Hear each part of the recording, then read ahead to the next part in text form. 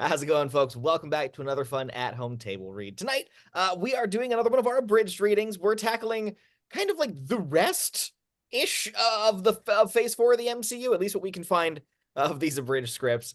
We have a fantastic cast here. I'm really excited to kind of get into this one. We got some fun returns for this one. So let's just jump right into introducing ourselves. Hello, I'm George, and I'll be doing the action description. I'm Jared. I'll be reading as Tom Hiddleston. I'm Logan. I'll be Paul Rudd. Hi, I'm Mary. I'll be reading as Haley Atwell. Curtis. I'll be reading as Samuel L. Jackson. I'm Hunter, and I will be Benedict Cumberbatch and friends. This is Cass, and I'll be Brie Larson. Hi, I'm Kevin, and I'll be reading Benedict Wong. Man, well, George, take us away. All right, this is MCU Phase 4, The Rest, written by a bunch of people. Fade in. Interior Avengers Tower, 2012. The end of the Avengers, already reworked for Avengers Endgame, is further reworked to add a few more Loki reaction shots. However, the sheer amount of retcon strain tears open a time-streaming portal and sends Tom Hiddleston hurtling into the Disney Plus continuum. I seem to have landed in a vast desert with only the Tesseract to help me. Clearly, I need immediate teleport somewhere else. Stake my claim to rule whatever handful of random people are nearby. However, rectangular portals open and some time cops step through. This should be less of a challenge than fighting a whole army of undead Asgardians. He's immediately pwned. Should have realized their weapons were set to establish premise. Interior Time Variance Authority HQ. Tom is restrained and taken to the Time Variance Authority, an extra-dimensional alien civilization that exists beyond our perception of time and space, and therefore looks like 1950s America. Greetings, I'm Miss Minutes, the one and only perky, upbeat being in this otherwise dour and serious organization. You're here because you deviated from the sacred timeline, which we've sworn to protect. And if you take a shot each time you hear sacred timeline, please don't. We need our viewers alive. For now, anyway, the AI isn't quite there yet. Hop to it, Variant. We need to process you for summary execution. Failure to follow any step of the process is punishable by summary execution. Failure to comply with Wallace and Gromit's shadows is also punishable.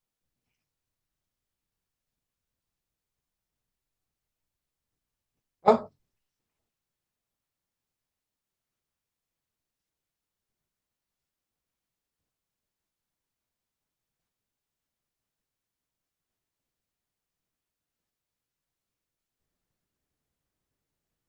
Now, please stand trial so we can sentence you to a summary execution. Not likely. I'll use my ludicrously vague powers to... Nothing happens. Huh? Wow. Sorry, your powers don't work here. The TVA is located in the bullshit. Our name's Mobius. There's no R in there. Please, everyone, take very careful note. Thank you. This is nonsense. If anyone's committed first-degree retcon, it's the Avengers. There's this whole thing where we were supposed to believe Nick Fury could have summoned Captain Marvel anytime since the 1990s, and... No, all this shit was supposed to happen. But you escaping Endgame was not. You have to prune. I destroy you and your whole spurious timeline, yeah. And for the record, we also murdered the elevator tech who put the smaller size model in Avengers Tower, thus forcing Hulk to take the stairs. However, if you help me with something, maybe we won't kill you. Owen takes Tom to a special interrogation room. Oh, and don't try to escape. I can control the collar you're wearing to send you 5 seconds back in time. It's a pretty fun gimmick that totally vanishes a couple episodes in, so try to appreciate it right now. Right. So what's this thing you need help with? Oh, it's way too soon to get anything like that. Worse, I want to really get in your head. I know your whole life story, too. Like that time you were D.B. Cooper. Really? Yeah, it sounded fun when we thought it up. But let's look at some more footage of Avengers 1, shall we? Wow. Man, some people really thought we couldn't pull that off. Well, this is grand, but I pickpocketed your collar control, so bye. He vanishes. Tom explores the TVA a bit and finds a lowly worker with a junk drawer full of infinity stones, which is a bit of a fuck you to everyone who invested in the gathering of one set for the better part of 10 goddamn years, but does establish the TVA as having supreme, ultimate bureaucracy powers. Tom returns to the interrogation room to continue the MCU binge watch. Shit, Mom and Dad died? At least I finally became friends with Hemsworth, which I'm sure led to years of camaraderie and brotherly. Holy shit, not even one full day, huh? Oh, I get fucking killed like immediately. Can't imagine the fan uproar that must have caused. He frowns and winks. There you are. Wow. So yeah, that's how your life was supposed to go. But you made a choice that diverged from the official timeline, making you a variant. I see. So any of my variants, therefore, should almost exactly resemble me. But if I'd made one different choice over the course of my life. It sure would seem so, especially given how we have to prune any divergent timelines really quickly before they branch too far and destroy everything. Meaning any variations of me that we meet will only have the slightest of differences. Precisely. Or they could be black guys or women or alligators or Richard E. Grant, because he's always fun. Anyway, how about you help me with that thing I mentioned? Which is... I'm chasing a new variant of you who's super dangerous. He's already killed multiple Time Cop squads all by himself, and I need your help to catch him, or he changes history beyond keep hair. Oh, well, you just guaranteed this unseen variant is a woman. I can tell you that much. Owen takes Tom on a mission that goes nowhere, except to get more Time Cops killed, and gets chewed out by head Time Cop, Judge Gugu Mbatha-Raw. Oh, I have to take you off the case, Wilson. The major timekeepers are breathing down my neck on this. That mission was a total disaster. Wait, that's you. You track variants by looking for changes to the timeline.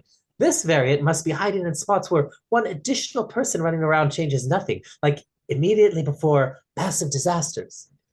So this variant could be an extra in Black Adam. Possibly, yes. But wait, there was a massive clue that dropped into my lap before. A pack of chewing gum only sold in one particular area of one particular planet at one particular time. I really should have followed up on this clue sooner. You research it. Yep, and a store selling that gum got obliterated by climate change 2050. Wow. It's looking like we could have bumped that date up a bit, huh? And this Yikes. This clue having been thrown at you means it's certainly a trap. Let's go. Interior, oppressive, dystopian Walmart-type store. So basically Walmart. Tom, Owen, and some Time Cops search the store, trying to figure out which department they stock supervillains in. Aha! But I've been enchanted to fight you. Yep. Looks like your variant is also doing double duty as the Enchantress. The classic villain yet to appear in the MCU seems to also keep busy pruning any leftover agents of S.H.I.E.L.D. that hasn't been overwritten yet. Fights. Tom Hiddleston loses multiple fights to multiple enchanted citizens. Oh, curse my guardian strength, which comes and goes depending on whether I'm fighting regular humans. And sometimes I have telekinetic magic? Well, there's one ability I can always count on. He angrily snaps his head back, flipping his hair from his face like that.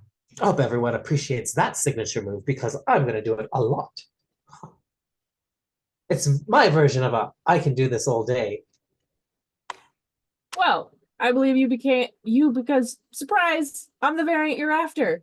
Me, apparently the one and only female variant of you, which, if we're now saying that branching timelines began at conception, it's statistically absurd.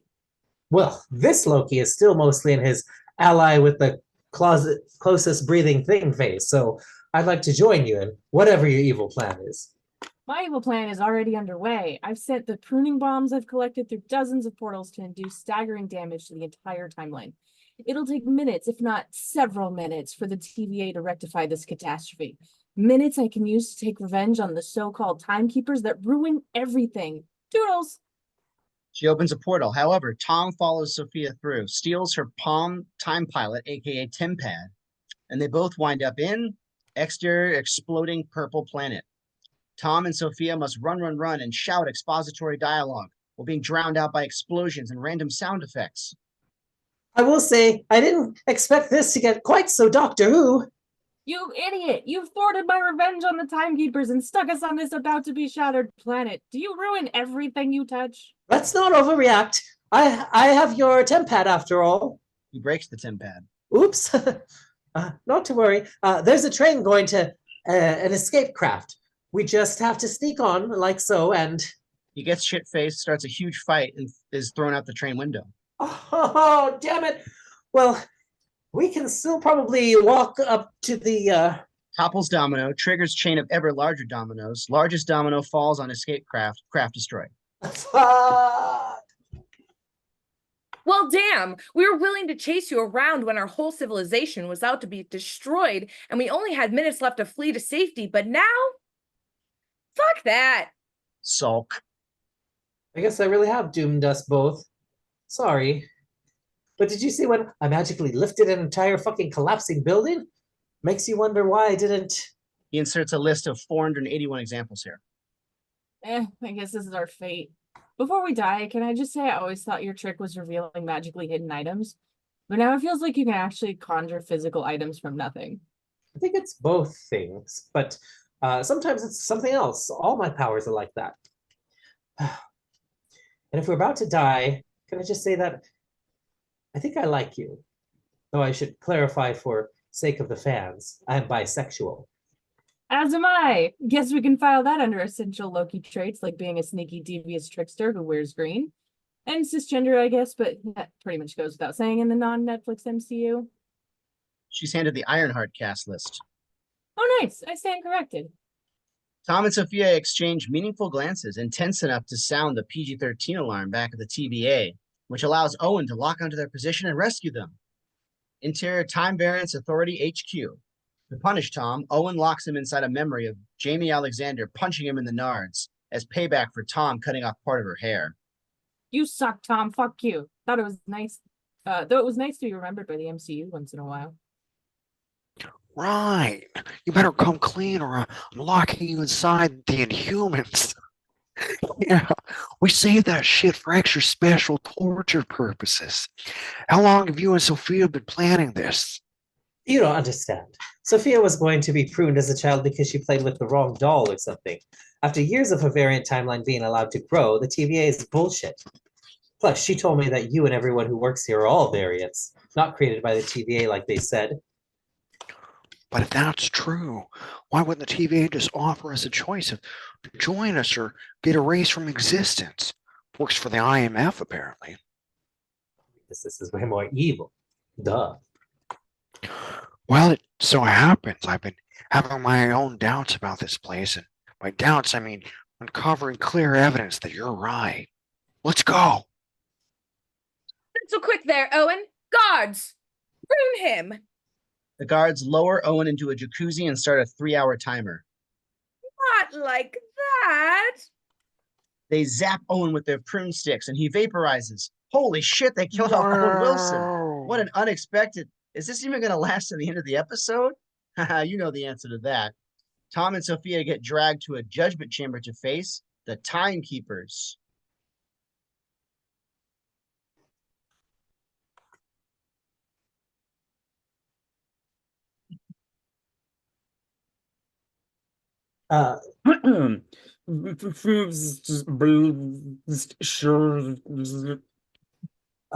Sorry, what?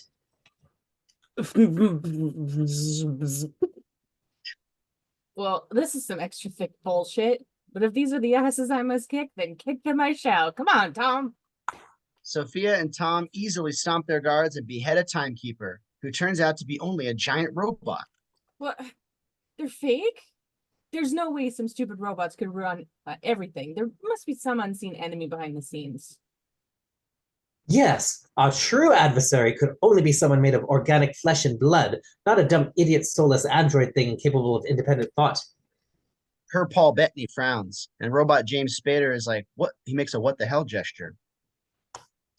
While Tom and Sophia are still processing all this, suddenly Gugu revives and uses her prune stick to disintegrate Tom Hiddleston. Holy shit. Okay, that's clearly a teleport or something then. Exterior, the rest of the variants at the end of the universe. Tom wakes up in a vast, desolate landscape where strange new ideas have been summarily sealed off to wither and die in their semi-connected yet ultimately isolated silos. That cursed realm far beyond any known civilization, simply waiting for the universe to collapse around it. The inaccessible graveyard of all variants, known simply as Mastodon the Void. What? Where am I? Welcome. This is the Void, place at the end of time where everything prune gets sent. It's also the place where we finally ditch the whole minor diversion from the sacred timeline premise and just go apeshit. Check out Alligator Loki. Is that the Thanos copter? Oh, and in addition to being stranded at the end of time, there's also a giant lost smoke monster that roams around killing us, but this time for realsies. Just then, who should pull up in a novelty pizza car? Probably pruned from the what if T'Challa was a pizza guy timeline, but Sophia DiMartino and Owen Wilson. Yep, I'm here too. I figured if all the main characters were getting vaporized to some hell dimension, there's no way I was going to miss out, so I pruned myself. And she brought a TemPad. Wow. So I can return the TV along with anyone else who'd like to tag along.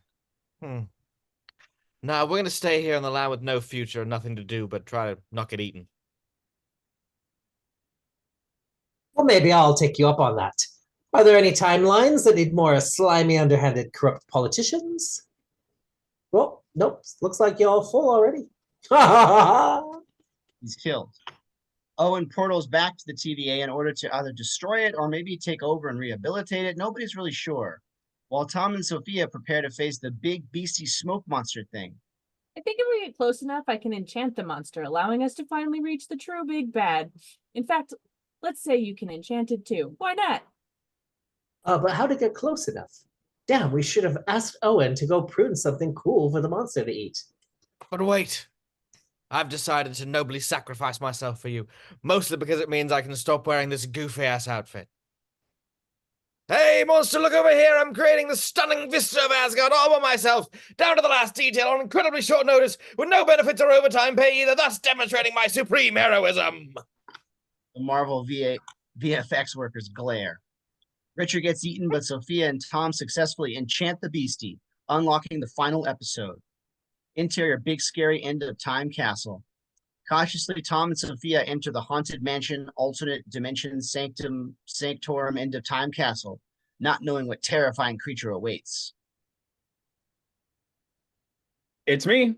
Hi. I'm the problem. It's me. Hope everyone's super geared up for this thrilling finale full of exposition and backstory and goofy line readings.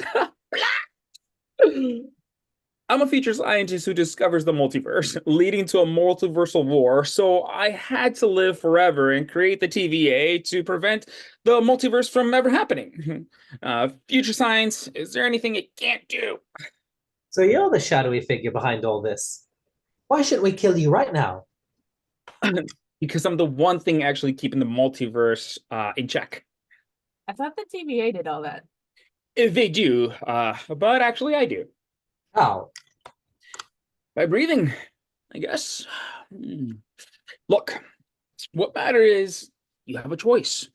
Either let me live and take over the TVA, but run it in a non-evil way, which really I could have done anytime. Or you can kill me, but if you do, that would unleash the multiverse and you'll have to face hundreds and thousands of variants of me. Or maybe John Boyega. I have a feeling Marvel's gonna prune me any day now. I don't know, Sophia. Maybe we should think this through. Do we really want to be responsible for Ant-Man and the Wasp Quantumania? Fuck you. I want to see Krasinski read Richards. Fights. Sophia and Tom proceed to have a very evenly matched fight until Sophia busts out the classic smooch and shove combo for which Tom has no answer. Oh no! I'll find you, Sophia, even if I have to search every global company that has a merchandising partnership with Disney. Sophia fulfills her destiny of vengeance and stabs Jonathan. The multiverse is reborn. And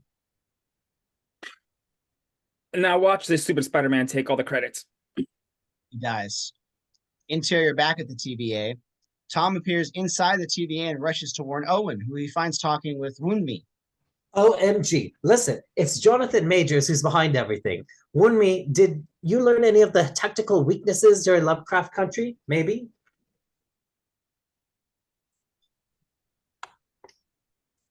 Maybe...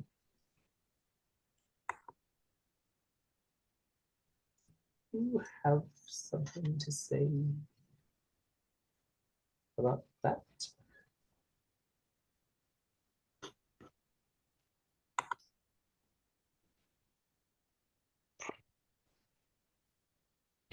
Wow. Tom realizes that a statue of the robot timekeepers has been replaced by a statue of Jonathan Majors as Kang the Conqueror. What? No, you bastards! You maniacs! The MCU had a nice comprehensible arc to it, but you blew it up, didn't you? Oh, damn you! God damn you all to hell! He See pounds you. the beach with his fists and says, See you in season 2. he smiles and winks. End. Fade in, exterior San Francisco. Paul Rudd and Michael Pena are walking happily down the sun-drenched streets. Oh, wow. So much has happened since Endgame. I got to tell you all about it. Cue montage. First, Paul wrote a book. Paul Rudd shrinks Michael to Tylenol size and swallows him. Sorry, buddy. I'm taking over over the narrative duty for this one. Why would we include the single most memorable feature of the first 2 movies anyway? Oh. So yeah, I wrote a best-selling book, and apparently Marvel published it for real in the real world, which sounds like a great idea, unless you're the poor sap who has to stretch 20 seconds of quotes into a whole ass book. But everybody's super and awesome and wonderful. Meanwhile, I've been busy with... Paul Rudd shrinks Evangeline to pocket size, glues her to edge of frame.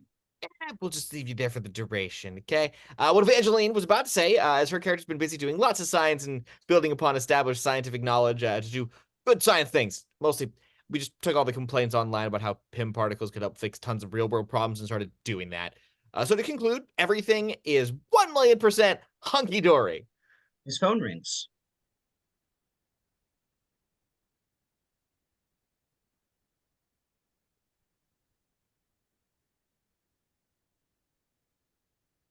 Hi, Dad. I'm in jail. Again. Also, I'm Catherine Newton now for whatever reason. Okay. 853,207% hunky-dory. But working on it. Interior stately Ant-Fam Manor. Paul bails out Catherine Newton, and they have dinner with Michael Douglas and Michelle Pfeiffer and Evangeline Lilly. Should I be concerned about Catherine stealing and shrinking police cars and shit? Like, I think that's the kind of thing that eventually gets you in slight trouble, right? Jeez. Dave Buesta tried to flat out murder cops on his Christmas special, and he's still a good guy.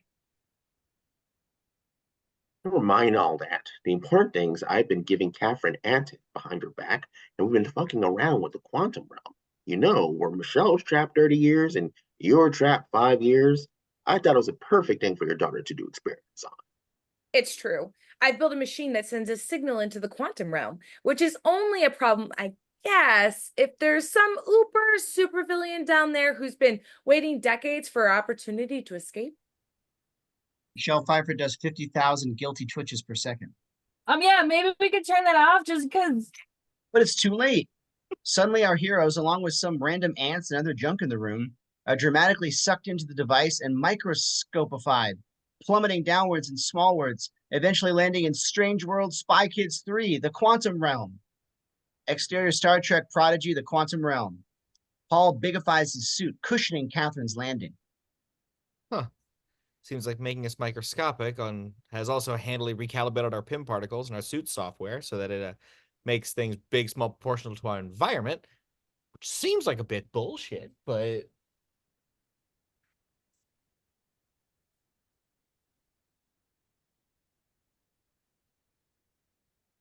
Freeze.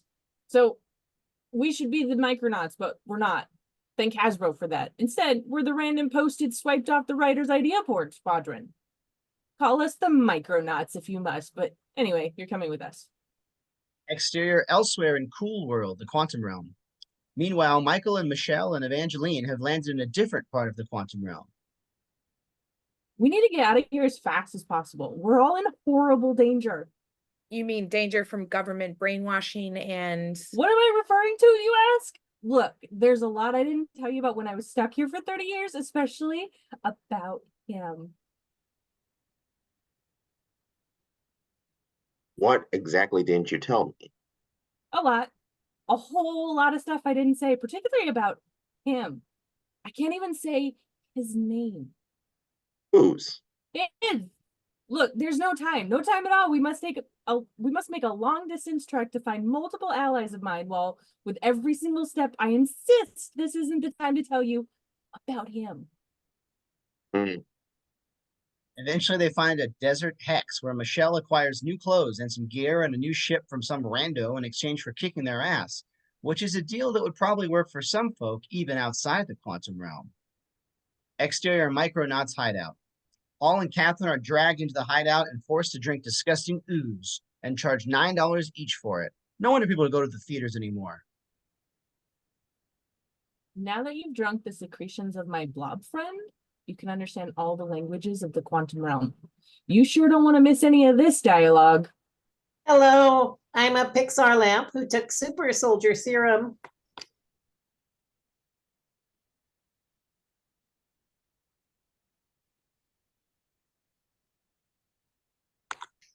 And I'm a telepath, so it might have made more sense that people had to drink my fluids to understand all languages, but that didn't test well. Oh, shit. They're with Michelle Pfeiffer. That means he is looking for them. They've led him right to us. No. You guys brought us here against our will, so you led him.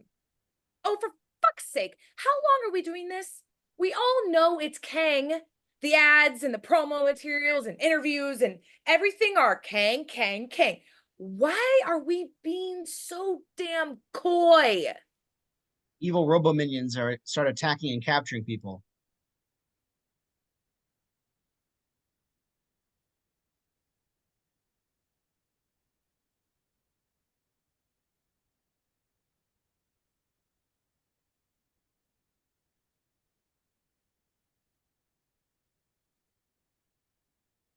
Alert, alert. Quietness must be maintained. Now we will take you to dramatic pause. Interior, meanwhile, at the fucking sci-fi bar that fucking exists because every sci-fi setting has to have a bar, regardless of whether that makes any goddamn sense. I mean, even the original Tron had one, so why shouldn't this? Our other heroes arrive at the fucking bar and fuck around with goofy beings and Bill Murray and get some ooze and backstory that could just as easily have come from the Micronauts, but nope, we gotta send some characters to this half-assed Canto bite bullshit. God damn it, fuck, let's just go to a new scene. Interior, his evil lair, somewhere in Rick and Morty, the quantum realm. Paul and Catherine are in Star Trek jail as they come face to face with a stupid, oversized, levitating, ludicrous thing, or S.T.O.L.L. Yep, it's me, Corey Stoll from Ant-Man 1. I'm MODOK now. Can you believe they actually tried this shit? Wow. You look like the Jason Alexander hoodie from the Super Bowl Doritos commercial.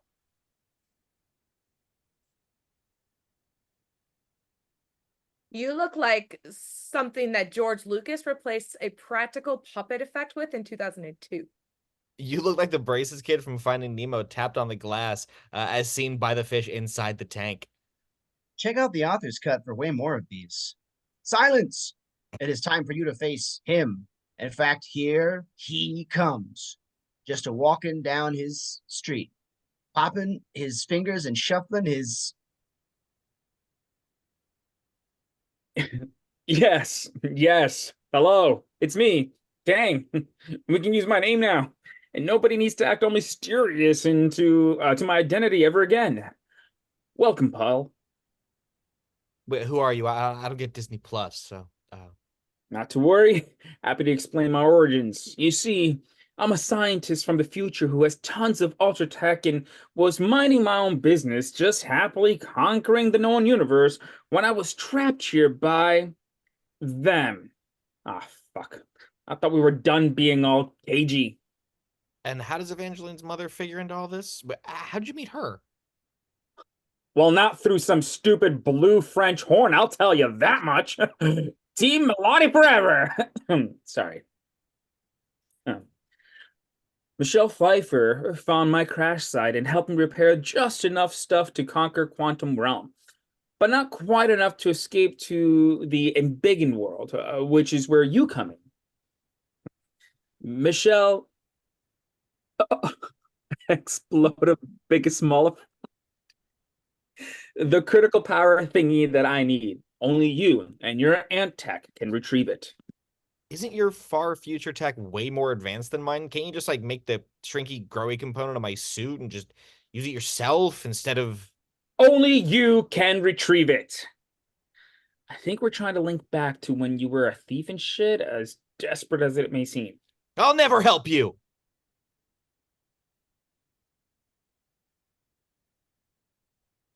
Okay, see, this is where you offer to reset my timeline so I don't miss 5 years of my daughter's life like in the trailer. Thus, turning one of my strengths, my fatherly love, against me in a cruel yet exquisite irony of... Huh? No, I'll just murder Catherine if you don't do what I want. Really? Mhm. You offered Michelle like a whole new timeline if she helped. Why not me? I thought timelines were like your whole thing. Just outright threatening loved ones is kind of basic level. Not to mention Thanos did it like 4,000 times. So I really thought we'd move on to... Just do the thing, Rudd. They take Paul to the explode big smallified thingy and he jumps in. Interior CGI rendering testing environment. Paul finds the thingy, but immediately starts splitting into multi-Paul Rudds. Oh, fuck. I'm in a probability storm where each of my decisions Of a certain threshold, I guess, it's taken literally to be a million of them already. Splits into a new me for each option going forward. What choice would you possibly have made now for me to happen? Literally none. Look, come on, guys. Look, even though you should all be equally me, I'm so primary for whatever reason. Look, let's just work together like a real ant colony to get the thingy. The hundreds and hundreds create a giant World War Z pile that allows Paul to struggle and clutch his way slowly upwards. I really wish we'd put wings in my suit. I have wings. Take my hand and we'll form a convoy to freedom, putting an end to all lockdowns and... Okay, wow, somehow I did it. I'm coming, Catherine. The thingy unexplodifies and winds up as a small orb in Paul's hands. I don't suppose I have time to switch this out for a troll doll real quick. Nope. He grabs the orb. I flick you aside thusly. Then I'll freeze Michelle and take her back to my lair while you all please forget that's an ability I have. Damn, Jonathan is the thingy, Catherine, and Michelle. Mm-hmm. There's just two of us and we're hopelessly outnumbered.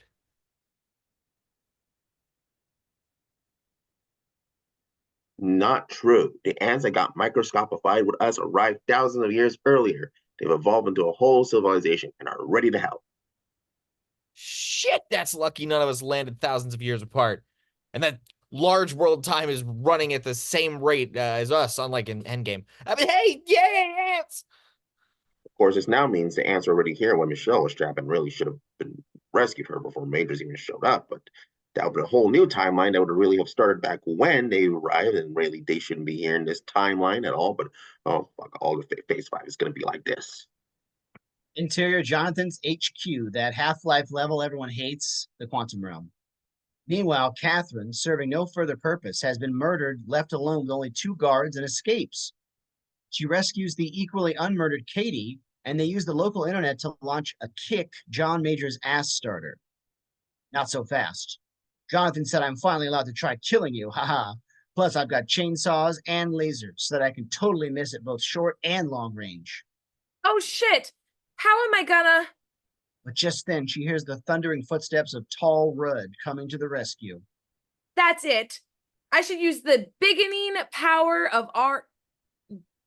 beginning power of our tech, the thing we constantly do. Gosh, I hope this works the way it did the last 300 times. She embiggens and stomps Corey. Ow! Oh, I still have chainsaws, and you've just made your arteries and tendons huge, impossible to miss targets. Do you really think the MCU is gonna go there? Fuck, you're right. So now what the hell am I supposed to do? You could always try being a good guy instead. We accept good Loki, so you'd be golden. I don't know. Did you see the strain? Yeesh. Good point. Maybe just lie there and die? Hey, All John. road clumps through the city. Hey, Johnny, come fight me. Yeah. There's an obvious distraction while my real plan. He checks his notes. Wait, this is my real plan? I thought it was supposed to be even a little smart. He's bombarded with lasers. Ow, ow, ow. Vax! Ew! Vax! Ew! Yes, zap, zap, pew, pew. Zap more of those enemy ships, Evangeline. Prepare yourselves, my army. The thingy, which I needed at full power just to rescue myself, will soon take us all to the macroscopic world. The assorted quantum realmians attack. We hate you, Jonathan. You put Tron Legacy in our Phantom Menace. They start wrecking shit. Okay, fine. He casually walks out shooting hand lasers. Eat death ray, you fucks! He's murdering 3.6 people per second. Death ray! Death ray! Death ray! Oh, shit. Main character. Death Ray spontaneously jams itself up own ass. That's right. Now you face the combined might of Ant-Man, the Wasp, and... Let's see, hold on. He checks the wiki, muttering. Stinger, Stature, but Giant Girl? Meh. Yeah. And my daughter! Let's get him! They fight, but even without the instant death ray, Jonathan is about to win when...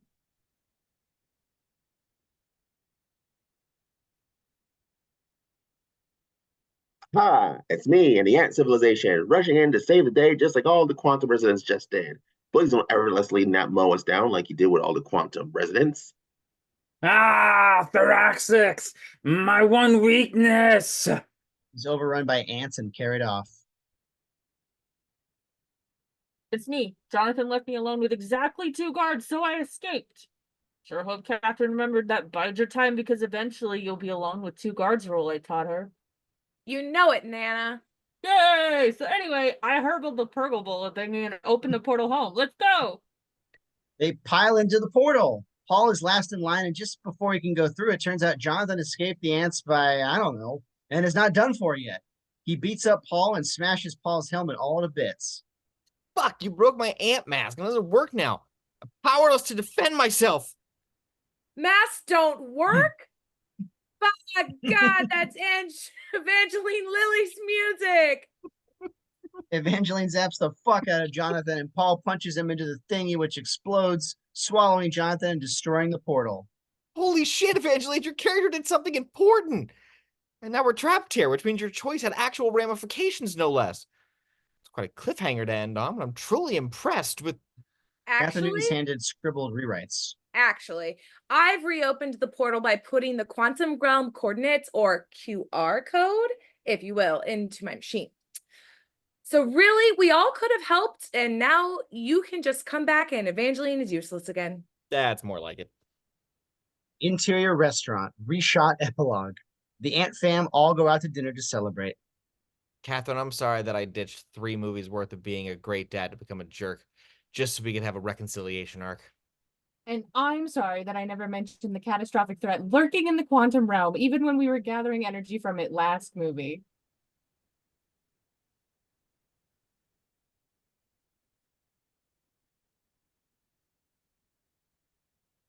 The important thing is we've learned from that, which reminds me, are we going to tell the Avengers how Jonathan warned us about all his variants? Everyone pisses themselves laughing. End of all the non-Kang stuff. Interior mid-credits scene. At some shadowy, unknown location, the Council of Majorses convenes. I think we can all agree this is getting to become some bullshit. We're supposed to be the new big bad, bigger than Thanos, and we've now had 2 variants killed in their first appearance. Agreed. Losing to a Loki variant, I can handle, but fucking ants? At this rate, I'm gonna get shanked by Moon Knight halfway through season 2. We must take action. Oh, we shall, my fellow variants. Soon, all of MCU fandom shall quiver at the mere mention of... OMG, they're teasing Doctor Doom. Fuck's sake. End of the Ant-Man movie you paid to see. Interior post-credits scene Loki season 2 clip. Early 1900s Tom Hiddleston and Owen Wilson watch a presentation by Jonathan Majors. Between alternate timelines and variants, you'll never rid of me. Wow, this has got to be the longest, most expensive trailer for a Disney Plus show yet. Wow. Hope everyone out there lives in a country with access to Disney Plus and saw Loki season 1, or good fucking luck understanding any of this. I'm about to commence my awe-inspiring demonstration of the staggering invention that I call working. I mean, time travel. And good luck catching that joke without Disney Plus. Subscribe today. End. Fade in. Exterior, the multiverse. Jeffrey Wright is a cosmic space cloud. All right then. Now that Kang the Expositor died and his corpse shot out multiverse, we get to finally do some of those fun what-if stories, where small changes to the narrative butterfly out into new, wildly divergent story paths, creating fascinating alternate realities where the very characters and settings are completely changed. Or if we're just being lazy about it, we can just say, how about that if that character had that other character's backstory? You know what? Fuck it. That sounds easier. Let's just do that. Interior Army Lab, 1943. Haley Atwell and a bunch of other gawkers look on as not Chris Evans is about to be subjected to freakish medical experiments by Dominic Cooper and Stanley Tucci. Except this time, instead of watching from the gallery, Haley decided to stay downstairs with all the experimental radiation for some reason. It was this small choice that would alter this reality forever. Also, the Hydra infiltrators stayed downstairs this time too, I guess. And so did a bunch of other people, so the Hydra guy didn't look incredibly obviously suspicious. Plus, he explodes everything before the experiment instead of afterwards. Okay, fine. We kind of had to tweak all kinds of stuff for this version of the story to happen. Just roll with it, please. The Hydra agent explodes the experiment and shoots Stanley. Oh, scheiße! Did they really bring Stanley Tucci back just to say one line, then die again? He dies again. Crap, not Chris is too injured to do the procedure now. And it can't wait because our super serum has a shelf life of 5 minutes or something. Who would take his place? I'll do it. Even though our entire goal today was not to create one super soldier, but to test a procedure which we now can never reproduce, I'll still risk my life for an experiment which is now technically pointless. She jumps into the chamber and gets zapped with the serum and radiation. She emerges as an Amazonian muscle lady. Ugh. Behold! No longer a mere elite, highly trained agent with martial arts and supreme marksman skills. Now I've also got big biceps. Yeah, doesn't really have the same kick as when the little asthmatic guy did it. Hooray, you did it. I'm so happy while lying 10 feet from my close friend Stanley's freshly bullet-riddled corpse. Well, I'm not. The U.S. military wanted an army of super soldiers, not one freak of nature. Sorry, clearly Tommy Lee Jones was unavailable. Wait a minute. Aren't you that character from the Agent Carter Marvel one-shot? The one-shot that's completely irreconcilable with the later Agent Carter TV series? Yeah, I guess the one-shot wins and gets to be canon then. But the series had James Darcy as Jarvis, who also appeared in Avengers Endgame? Right. I guess they're both canon, but the one shot is an alternate timeline, but a different alternate timeline to this alternate timeline because it also has a Steve Rogers Captain America.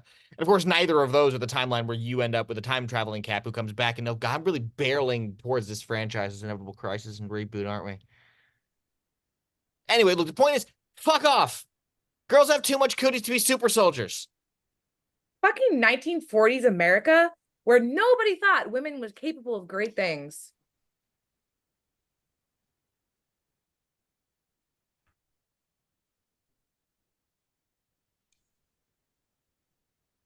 Don't worry, Haley. I believe in you. I'll make you a fancy shield so you can fight Hydra, you powerful person I respect. Oh, apparently I live in a 1940s America where exactly one mean old jerk didn't think women were capable of great things. That's much nicer. You should go retrieve the Tesseract because Red Skull just grabbed it, which we know about somehow, even though in the movie he did it. We didn't. He hands her shield and clothes. And for some reason, God knows why, I think you should do it while wearing a goofy outfit that they designed as a potential USO costume for you that you never used or even saw before. They wanted me to perform USO shows while wearing the British flag. I know, right? You would have been crucified. Exterior, Berlin. Haley goes into action and starts beating up Hydra soldiers. Vibranium! Meet cranium! More like fail Hydra! Maybe if we weren't rushing through the entire plot of a 2-hour movie in 30 minutes, we could do scenes that were more satisfying than just bite-sized action nuggets interspaced with lame one-liners. Oh well. She finds Toby Jones carrying the Tesseract and hauls them both back to Bradley. All right, fine then. You can go off and fight off-brand Nazis. You're promoted from intelligence agent to army captain, which is not how ranks work. Sweet. Now I suppose you can call me Captain Britain. An intern hurries over and whispers in her ear. Oh, of bloody course Marvel already has a Captain Britain. Fine. Let's go with Captain Atwell, just to be really boring. Exterior, Italy. Haley goes to rescue Sebastian Stan, Neil McDonough, and others from a Hydra base. That's right. The exact same Save Bucky and the Howling Commandos mission from the movie. What a wild and inventive new timeline we've created here, to be sure.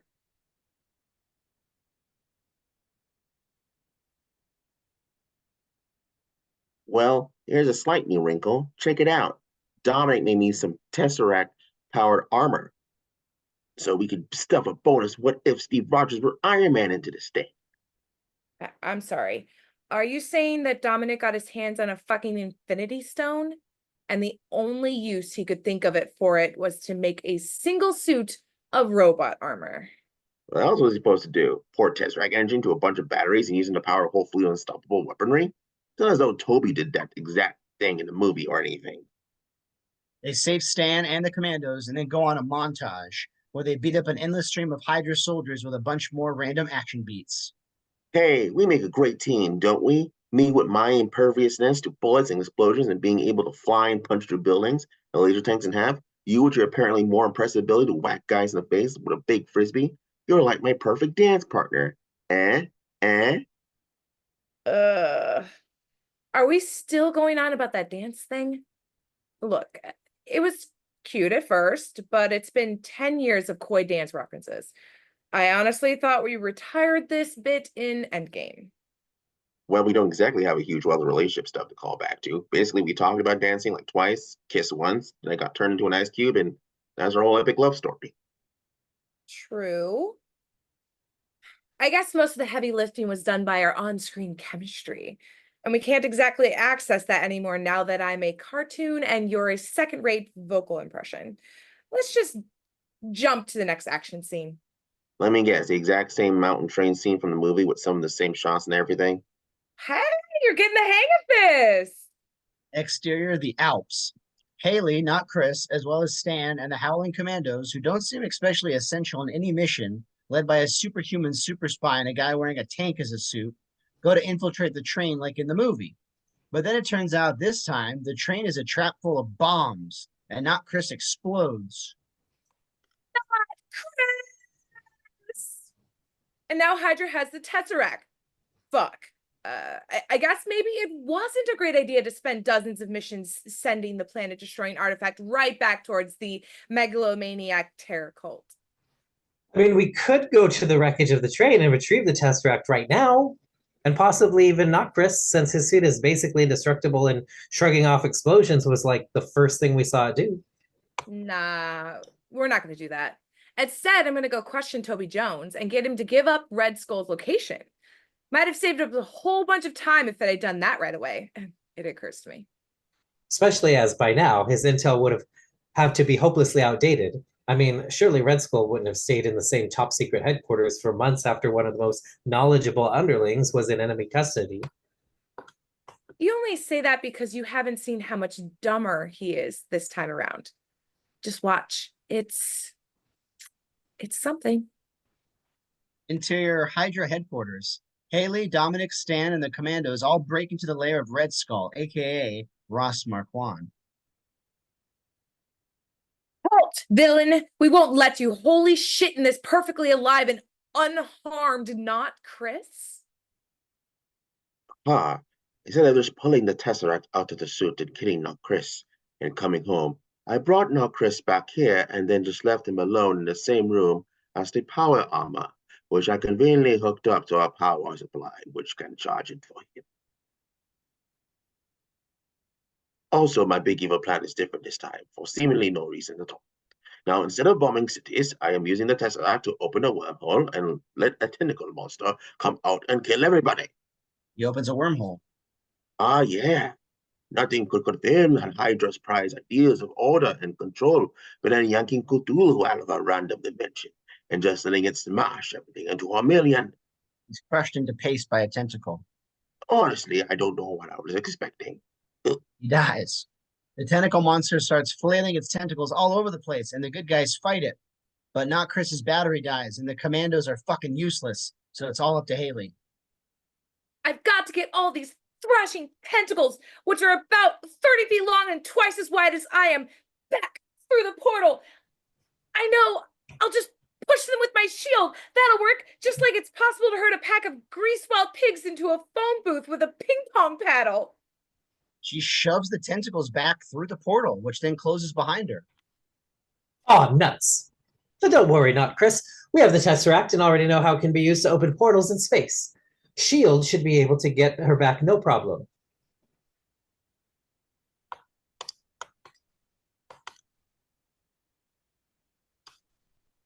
Like, none at all. Oh, good. In about 70 years' time. Wait a Interior S.H.I.E.L.D. headquarters, 2011. Samuel L. motherfucking Jackson and Jeremy Renner are running a Tesseract experiment when a portal spits a still tentacle-spattered Haley out. Oh, hey, look, turns out time travel is possible. Keep that in mind if you ever want to do some kind of time heist, I guess. And so now you know what a drastically altered new course of events took place. All thanks to that one small decision. Pretty much all the same stuff happened, but a different person did it. Look, I promise they're not all going to be like this. Join us next time for What If Star-Lord, but it's T'Challa? Damn, this is going to get old fast. Ends. Fade in, exterior street. Benedict Cumberbatch is picking up Rachel McAdams for a fancy night out. Yeah, this time we're doing Doctor Strange. Remember how in the movie Rachel turned Benedict down for a date? Well, what if she didn't? Look, we're going somewhere with this, I promise. I love you so much, Rachel. You're the love of my life.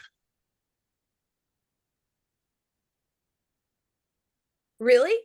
Because at this point in the movie, we were more of a light, flirtatious phase. Yes, I know, but if my love for you is going to be motivating me to rip the entire goddamn universe to shreds, I kind of need to already be crazy head over heels in love with you already, since in 5 seconds you're going to... They're run off the road by the reckless speeding car of destiny, and Rachel dies. Yes, this time Benedict lost Rachel instead of his hands. And then he wound up studying sorcery at Camartage anyway, because instead of stumbling over the place while trying to research potential treatments for his damaged hands, he found it while trying to do research. How to bring people back from the dead, I guess. Sure, that's something that ultra-rational skeptic Stephen Strange would have done. Whatever. Anyway, after that, the movie Doctor Strange happened pretty much beat for beat. Casselius steals the book, the Ancient One gets dead, Dormammu and I've come to bargain the whole schmear. But don't worry, we won't make you watch the whole thing like with Captain Carter. Interior Sanctum Sanctorum. Benedict, now the Sorcerer Supreme, is wallowing in grief. I still miss Rachel. Maybe I should go against the basic policy of Infinity War and acknowledge that the Time Stone can be used to fix things.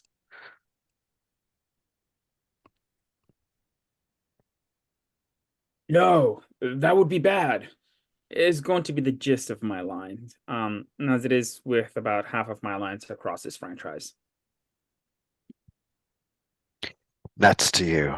I'm going to use the stone to instantly quantum leap into a chosen moment in my past, which is a thing the stone can do all of a sudden. He zaps himself back into the past and drives Rachel towards the place again.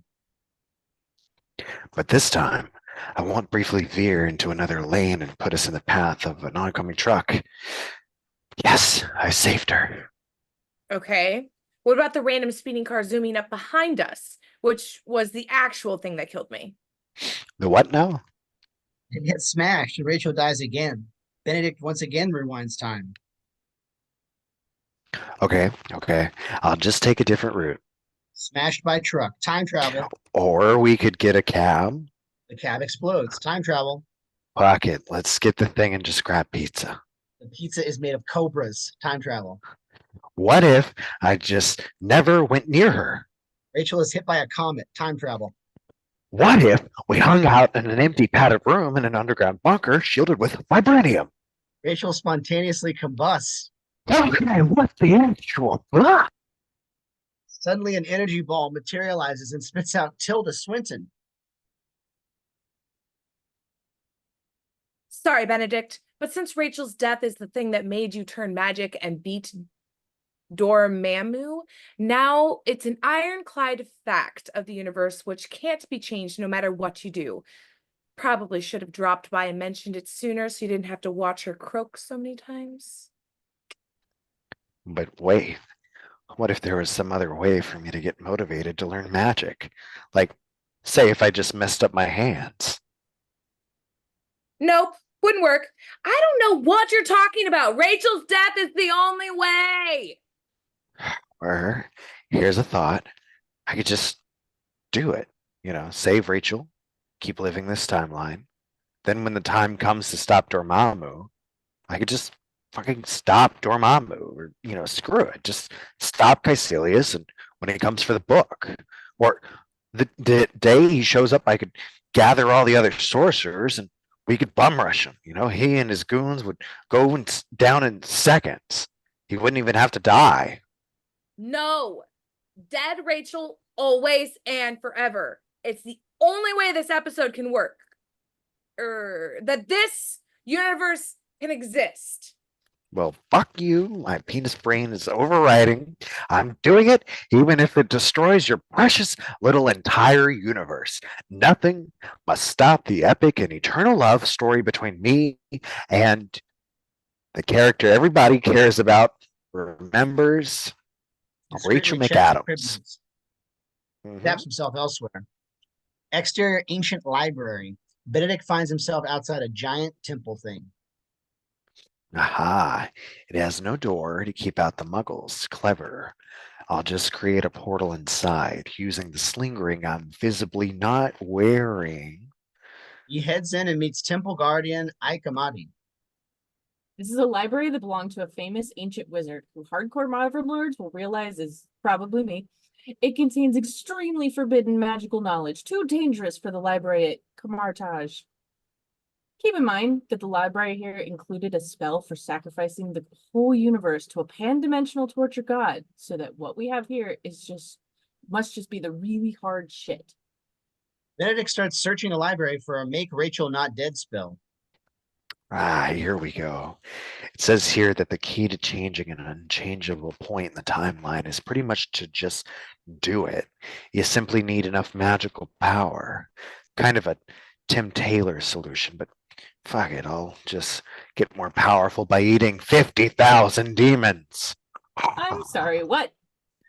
Benedict summons a demon and then eats it. Then he summons another demon and eats it. Then he summons another demon and eats it. He continues to do this for literal decades, just standing in front of a demon portal and eating every demon that pops out of it like the world's most fucked up game of whack-a-mole all day, every day, for like 40 or 50 years. This is amazing. Honestly, the entire episode could have just been this and I would have been happy. He sucks a dragon into his face hole. Interior sanctum sanctorum. Meanwhile, several scenes ago, No, that would be bad. Is going to be the gist of my line, as it is with about half of my lines across this franchise. Yeah, you're right. That'd be a really stupid thing to do, wouldn't it? I mean, I nearly broke the space-time continuum once by rewinding an apple 2 minutes. I'd have to be a real fucking moron to try to bring my girlfriend back from the dead. then Ghost Tilda appears. Tilda, you become a force ghost. No, I'm just a sentient memory, deliberately left behind on Earth to advise you. Oh yeah, you're right. I guess I am a force ghost. Anyway, you need to stop the evil and crazy version of yourself from destroying the universe. I split you into 2 different versions of yourself. See? So that both timelines exist in the one universe, and you can fight yourself. Great. The MCU started up multiple timelines like 5 minutes ago, and we're already making it incomprehensibly complicated. Either way, you're the only one who can stop you. Sure, who better to defeat a version of me that spent half a lifetime absorbing demons and becoming the most powerful entity in the cosmos than a version of me who only heard about magic a few weeks ago? Well, the other Benedict can cover you in a protective runes to give you a leg up. They're impervious to the most powerful magic curse, yet surprisingly vulnerable to getting punched. Benedict is teleported to the boss fight. Exterior dissolving city. Benedict goes to confront Maledict. You have to stop this. It will only end in destruction of the whole timeline. Like, seriously, there's not even ambiguity here. The whole world has already started dissolving into smoke, and you haven't even done the thing yet. I mean, what exactly is your plan? It'll be fine. Rachel and I will be so happy together, drifting in the timeless, spaceless nothing where the universe used to be. You should help me. Divided, we're still not strong enough to change the past, but together, we can save Rachel. Wait, are you telling me that me confronting you gives you the one thing you need to destroy reality? For fuck's sake, Tilda, why are all your plans so terrible? They have a big wizard duel, which Maledict wins. He brings Rachel back to life. Welcome back, dear. You were just dead, but now you're back in this rapidly melting hellscape with me, who currently looks like 3 Cthulhus in a trench coat pretending to be your boyfriend. Isn't this great, honey? Please stop screaming. But then the universe, which before was merely disintegrating, now continues to disintegrate. Fuck! What an unforeseen turn of events. It's a force. Don't worry, Rachel. This 20-foot square Fabergé egg might not be the most exciting place to spend the rest of our lives, but at least it'll keep the disintegration out. Yeah, bang up job, hun, but of course, you're arbitrarily fine. That's fair. I'm even worse at this than Orpheus. Hey, Jeffrey, could you help me out?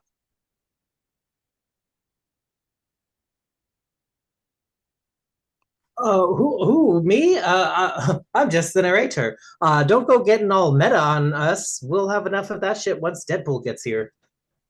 Come on, I know I continuously, knowingly put others at risk for my own gain, but now I thought maybe I could leverage the very risk I put everybody in to avoid facing any consequences for my actions.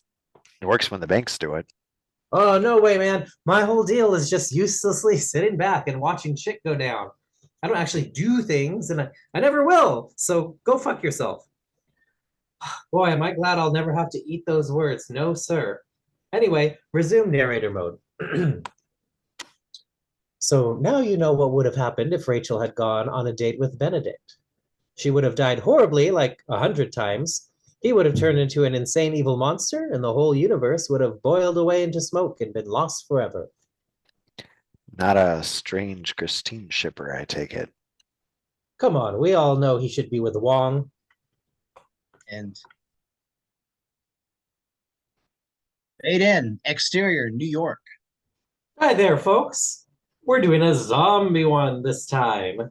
In this universe, zombies happen because, I don't know, let's just say a quantum and hope that explains everything like we usually do these days. So Michael Douglas picked up a quantum virus from the quantum realm and came back and turned everybody into quantum zombies. Considering just a couple of weeks ago, we had a whole episode devoted to what if Michael Douglas fucking murdered all the Avengers out of spite, one has to ask exactly we have against the guy. Anyway, it's Infinity War and Mark Ruffalo has just been bifrosted to Earth. Leaving the Sanctum Sanctorum to warn everybody about Josh Swollen, Mark finds the streets of New York City are mysteriously deserted. Doing the same guy who's been out of commission in some ways turns up with the zombie apocalypse already in full swing thing as 28 days later in The Walking Dead are we? I guess,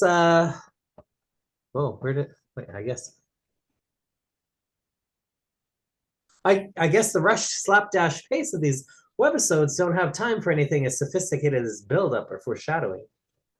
Sure enough, within seconds, he encountered zombie Iron Man and zombie Doctor Strange and zombie Wong, who start attacking him with their powers. Wait, Robert's in his suit? How did he get zombie bite through hyper-advanced robot armor that can shrug off tank shells? Oh, you know how I feel the need to retract my helmet anytime I want to quip a remote. Ah! Oh, but the Benedicts are doing magic. That's not a superpower, that's just a very advanced skill. Exactly what sort of mindless husks are you guys? This would be like if Cumberbatch could still perform surgery. Look, we're going to be slavering animals except for retaining exactly as much human knowledge as is needed to access our full moveset. It's the only way to milk this premise the way we want. Just get on board already. The zombies try to kill Mark, who is in that hulkless funk from the movie and can't fight back. But then he's saved by the cloak of levitation and Evangeline Lilly and not Tom Holland.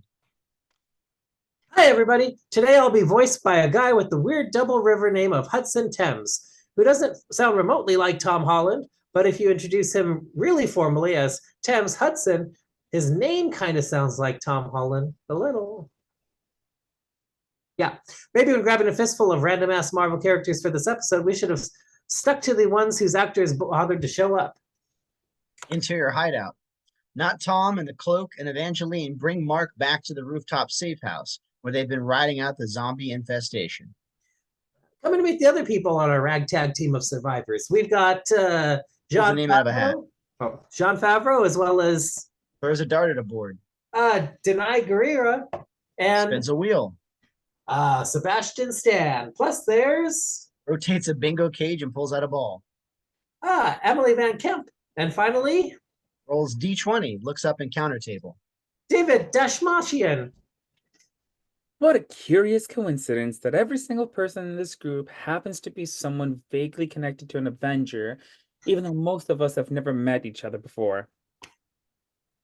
Especially since two of us don't even have superpowers or military training, are in fact just regular dudes. Allow me to get you up to speed on what the really goofy and comical zombie primer video, which would be in particularly poor taste in universe. In it, we will explain to you and the audience such zombie rules as zombie bites will turn you into a zombie, and you have to take out the zombie's brain. Call me crazy, but I'm pretty sure the audience doesn't need that stuff explained to them. True, but they do need the tone shouted for them with jarringly out-of-place wacky comedy. We are Marvel, and we find that a very important thing to do. At any rate, now that you're here, Mark, we found a radio signal that invites everyone to a place that may have found a cure for the zombie virus. We want to get there because a cure could finally mean an end to this nightmare.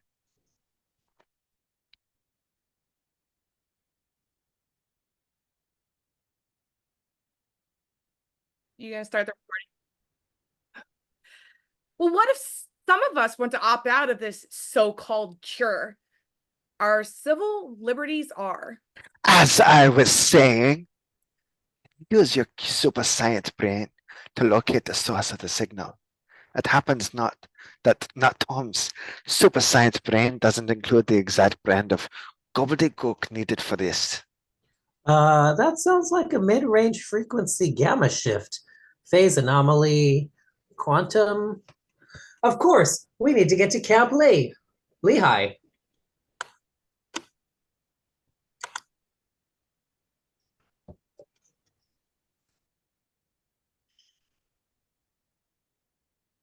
Fortunately, I, of course, have access to Stark Tech, so to help us on this perilous trek, I was brought.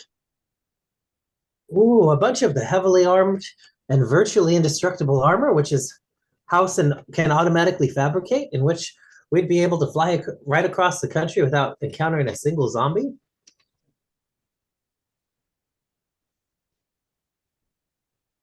I was going to say a single palm blaster. Pew pew. Let's go catch a train, I guess. Interior Grand Central Station. The team go to hijack a train, but as they're trying to get it started, Zombie Hawkeye and Zombie Falcon show up and attack. Bird-themed MCU heroes represent, and they eat John. Okay, this is getting ridiculous. There's got to be like 8 or 9 zombie Avengers maximum left.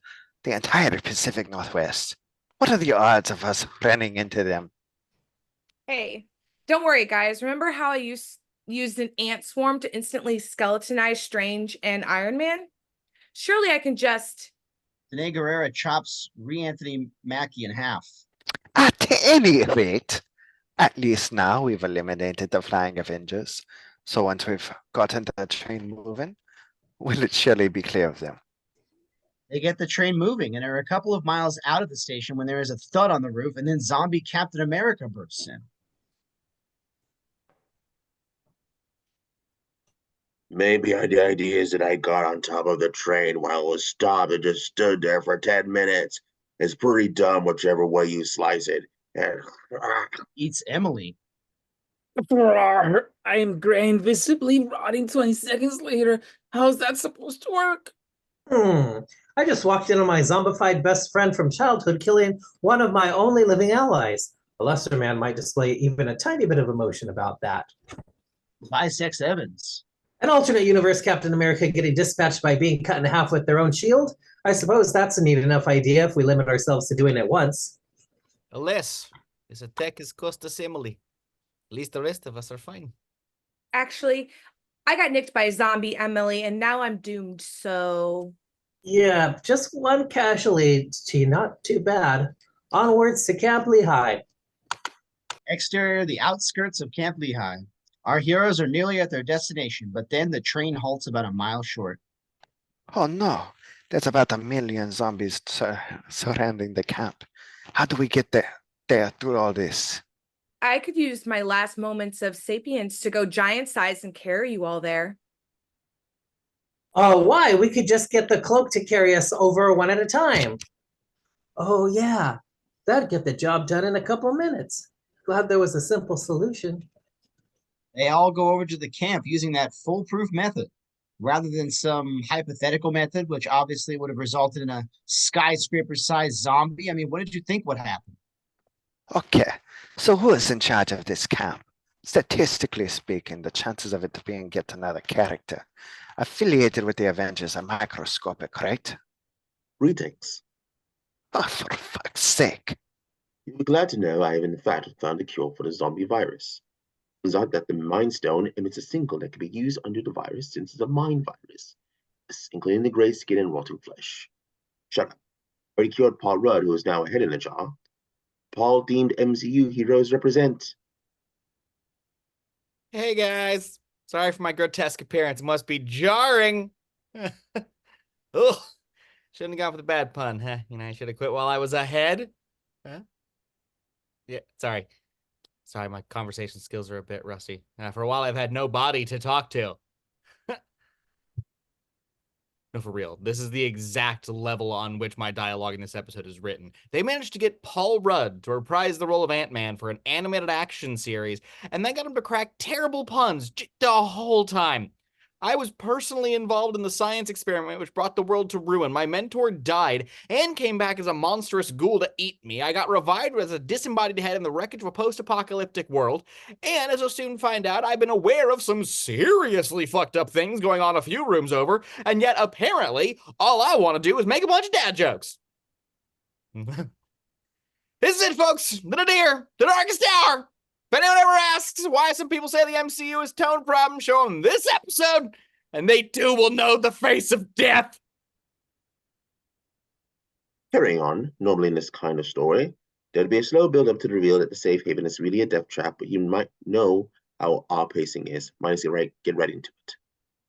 And so they more or less immediately find out that Chadwick Boseman is there, being kept as a rapid healing snack for zombie Scarlet Witch.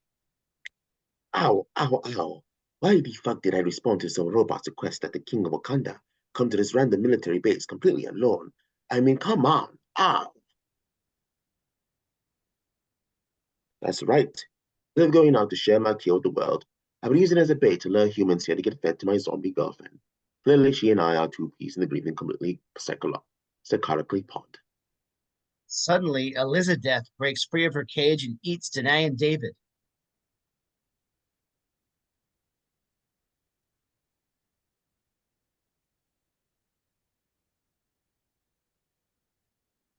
Oh no, she's on the loose. Is our presence here responsible for that in some way? No, I'm pretty sure she could have done that at any time.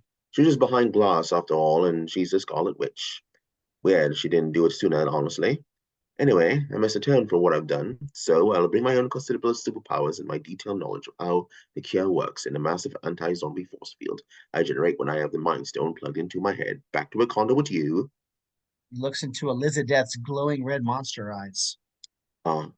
Can't walk out on my beloved. So instead of what I just said, I'll rip the Mind Stone right out of my head and fucking die, leaving you to desperately trying to escape the zombie horde with force into the camp seconds later. That's just as redeeming as a gesture, right? He does this, leaving Mark, Sebastian, Chadwick, and not Tom to flee to a jet, while the cloak saves Paul Rudd's head. Neat. Thanks for helping me escape. The cloak drops him on the ground and leaves him. Yeah, it's a sound decision. I approve. You guys take the jet. I'll Hulk out and clear the runway so you can get out of here. I'm sure I'll overcome my mental block with your lives on the line, even though in other timeline, the imminent slaughter of half of all life in the galaxy wasn't enough to do it. Mark does in fact become Hulk Ruffalo and buy them the chance to take off and fly away. And so they took the Mind Stone and its possibilities for mankind's salvations toward the ultra-sophisticated labs in Wakanda. And if we ended it right now, we could leave things on a note of hope.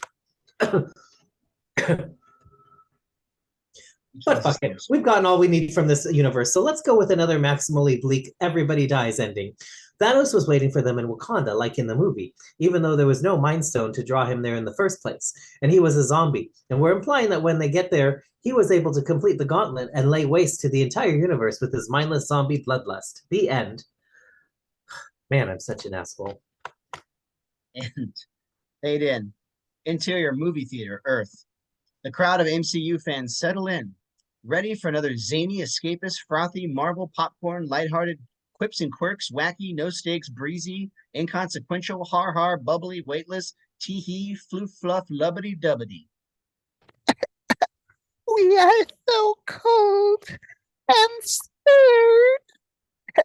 These are baby raccoons trapped shivering in a cage. Their pitiful, sad eyes fill the movie screen as a giant hand descends upon them. The small children in the audience are scarred for life. This is our generation's Wonka tunnel, isn't it?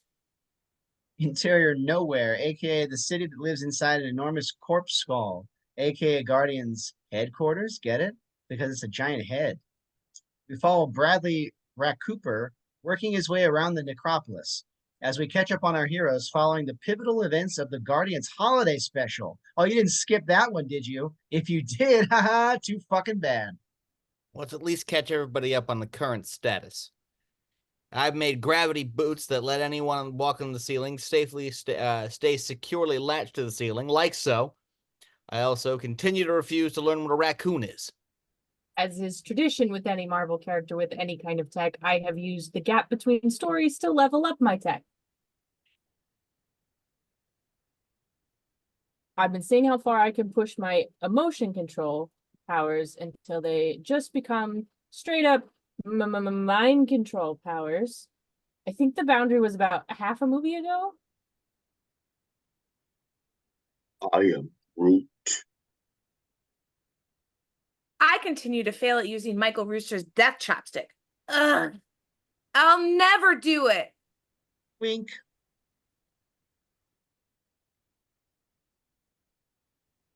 I continue to insist dancing is stupid. I'll never do it. Wink. I continue to. He collapses. Poor Chris. He still hasn't come to terms with how Zoe Saldana got killed off and replaced by Zoe Saldana with a tilde. I thought Tilda got killed off too. Not Tilda Swinton, you idiot. Tilda the punctuation. Sorry, James Gunn demands we scream at each other at least once per scene. And let's welcome back Russian space dog Maria Baklova. I'll be a total dick to her until the last second when I'm not, in keeping with how all our other friendships work. Ah, his most reassuring formula. So glad to be here. Look forward to much contribution to story. Everyone tucks Chris into bed, and Bradley barely has time to fire up the second song on the playlist when suddenly Golden Will Poulter of the Oscar statuette Aliens attacks. Oh, I have been sent by my mom. Best performance by an actress in a leading role to capture you, Bradley. Zaps, pummels. Shit. Quickly, fellow Guardians, everyone attack Will exactly one at a time. Will calmly wipes the floor with the Guardians until finally Mekarin stabs him with a Tony Stark special and he flies away. But in the chaos, Bradley has been mortally wounded. Fuck, Bradley took a direct hit from Will's zap ray. He should just be a skeleton covered in dripping barbecue flesh. No, that's later on. Yes, Bradley's dying, but we didn't want to make extra work for the animation team, so outwardly, he looks the same. We can't use our mid-tech. There's a kill switch inside Bradley that would go off. Also, the diagnostic found some of his tweets from like 10 years ago that really didn't age well, so maybe we should just let him. Chris Pratt squints at hastily added hand-scribbled lines. No. Her horrible old tweets are no reason to give up on someone. Everyone deserves a second chance, especially if one of their names sounds like some kind of weapon.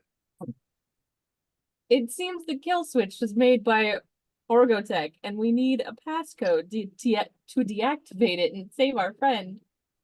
So let's go to Orgotech, get the passcode, and save our friend. Bradley only has 48 hours to live, so we gotta go right now. We can't waste precious minutes to grab my space helmet, or rocket boots, or Mekarin's robo-wings, or anything that might dramatically improve our odds of success. You're right. We must immediately go to Orgotech to get the passcode to save our friend. Wait, I think someone in the back row was distracted. We are going to Orgotech to get the passcode and save our friend now! Interior flashback to Baby Rocket, and spoiler alert, this is not going to be not so much Baby Yoda territory as more J.K. Simmons Whiplash territory. Baby Rack Hooper is solving complex math shit for high evolutionary Chukwudi Iwuji. Ah, yes. My experiments to create a hyper-intelligent brain are nearing fruition. Meanwhile, my experiments where I put random steampunk limbs on tiny cute animals are going fine, I guess. I'm not really sure what I'm trying to achieve there. Those tiny animals are my friends. We play tag and give ourselves cute, adorable names and dream of flying together into a new life of bliss and safety and joy and perpetual motion machines and magic ice cream and functional Twitter. Oh, wow. I think I'll let you and your pals, aka Batch 89, twist in the wind a bit longer. This is too good. Just Keep not asking yourself where batches 1 through 88 went. Exterior Orgatech headquarters, because it's all organic material and so is a human head. Okay, maybe that one doesn't quite work. Present day. The Guardians successfully breached 3 separate layers of S.H.I.E.L.D. like a hot knife through 7-layered dip, in keeping with the MCU's perpetual disrespect of S.H.I.E.L.D. Now that we've passed the shields, we can meet our contract. Zoe Saldana, what? Plus Stallone and a few dozen Ravagers. One of whom can generate teleportation portals, which would make this job a hella easy. And why isn't that guy on our contact?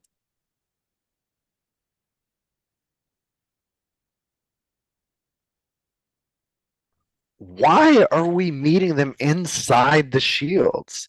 Isn't that like a bank heist team breaking into the bank first before planning or meeting each other?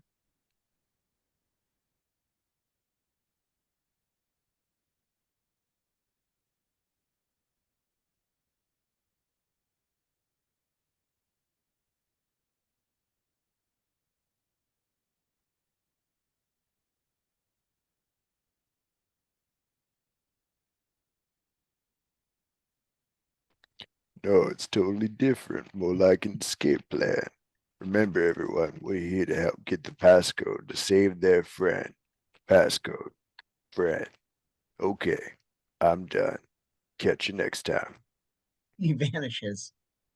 I hope you realize I'm only helping for the money. This version of me, I've never heard a pina colada song, so I had no choice to become a raging, violent loner. She cuts class and smokes in the bathroom. The team dons special rainbow spacesuits to enrage various state governors and spacewalk over to Orgatech, cutting a hole in the side and getting Bluetista stuck and tripping off various alarms. Gosh, a portal would sure come in handy here. Freeze! I have only one lame joke in this movie, and I'm not afraid to use it multiple times. The joke is, I hate my underling. I hate him so much. Yeah, I should have held out for Wonder Man. Chris and the gang bullshit their way past Nathan and enact their plan. Tom and I will find the spaceport, even though we seem to know the entire layout of this place going in. And I'll be sure to add some gay panic humor derived from the 1980s to make up for the rainbow suits. Perfect. Meanwhile, the rest of us will get the passcode to save our friend. They successfully acquire a glowy file ball from Ratcatcher 2, but it turns out that Chukwudi, having been informed of Will Goldter's failure, has put out an APB on the Guardians, something he really should have done ages ago. Okay, I lied. I also have a really big gun. Now to shoot Bluetista into a pool of yellow goop, like in the classic original Marvel's Guardians of the Galaxy from 2014. Oh shit. Meanwhile, we're being bombarded while holed up in the control room like in the unlikely blockbuster hit Marvel's Guardians of the Galaxy 2014. Don't worry, I'll hack the system and make all the guards float around like in the smash success beloved by critics and audiences alike, Marvel's Guardians of the Galaxy 2014. Our heroes escape and heal all their fatal wounds with space medtech. What did you think? Someone was about to die? I mean, Gunn had carte blanche to kill off anyone he wants, so someone's surely gonna die, right? Interior of the Guardian spaceship. Shit. One of that guy's hench fucks took the passcode out of the file, so we're back to square one, and the whole damn nonsense with Orgatech was completely useless, stupid hench fuck. Well, I've done my part, so I'm outie. Please drive me back to Ragerville. Thanks, Ravagerville. I can't. We have to get the passcode. And save your friend. Yes, fuck off already. Holy shit. Is your version of I am Groot? Well, I'm hearing the same words 10 million times, but it means different things. Why are you so mean? I'm really struggling to accept you don't remember anything about us. Even though you're a completely different person with a different life who just happens to look like the woman I loved. Have you tried thinking of me as her identical twin sister? Oh, yeah, that works. Thanks. Right. All right. We need to figure out where to go next. Tom reaches into her own ass and says, I found the coordinates. Let's go. Fine. Attention. Any single random Ravager, please track this and come get me. And please don't have the catastrophically bad luck to be the only Ravager captured by our sworn enemies. Oh no, I'm sure that didn't happen. Damn, she didn't even disguise her voice or anything. Well, I've just brought down a serious threat on our heads. I should have. She naps. Interior Baby Racooper flashback. Chukwudi shows his latest experiments to Baby Racooper to the accompaniments of Henry Purcell's When I Am Laid in Earth, which is a pretty huge goof by the movie since the soundtrack is clearly labeled as a late 20th, early 21st century mix, and Dido and Aeneas were first performed in 1689. Way to do your research, guys. As you see, we take various animals and force them to experience thousands of years of evolution in mere seconds, mutating every bone in their body in the blink of an eye. For some reason, they come out all cranky. Here's your problem. This tube is feeding the Mountain Dew Baja Blast instead of Purple Thunder like it's supposed to. You solved it. But how? How did you super smart brain have an original solution to a problem? Something super smart brains have never done before ever. How? That's it. Fuck the rest. Chuck them in the incinerator. All that matters is this specific brain. But what if the power of friendship is what unlocked the hidden potential in this subject where others failed? Why not pamper Batch 89 if this simple kindness will in fact allow you to create your hyper-advanced colony, allegedly your ultimate goal in all this? Playing a space alien who chose to have a British accent, not right now, clearly on pure evil. Exterior Counter-Earth. The Guardians discover an almost exact copy of Earth if it had been overrun by furries. They slap their 80,000-ton spaceship down on top of a suburban neighborhood and somehow manage to not immediately crush multiple houses. Attention, assorted creatures. We are here to find the passcode and save our friend. Oh, and if we could squeeze in some wacky fish out of water comedy hijinks, that'd be great too. Oh, there's a genetically engineered fish person living just fine out of dry land right over there. Well, anywho, we're looking for a guy with a computer in his head, someone with advanced tech that works in some kind of high-tech structure. Can anyone help? I don't know. That's a tough one. Well, it's a long shot, but perhaps you should check the giant futuristic 30-story tall high-tech structure right the fuck over there in plain fucking sight. Can you stop concussing our children and wrecking our homes now and just get the fuck on with it? Huh. It's pretty amazing that with an entire planet to choose from, we happen to land within an eye shot of our goal and not even notice. Okay, then, Mekarin and I will head over there, and since our main ship can split off 3 smaller ships, let's take this family's beat-up shitbox car instead.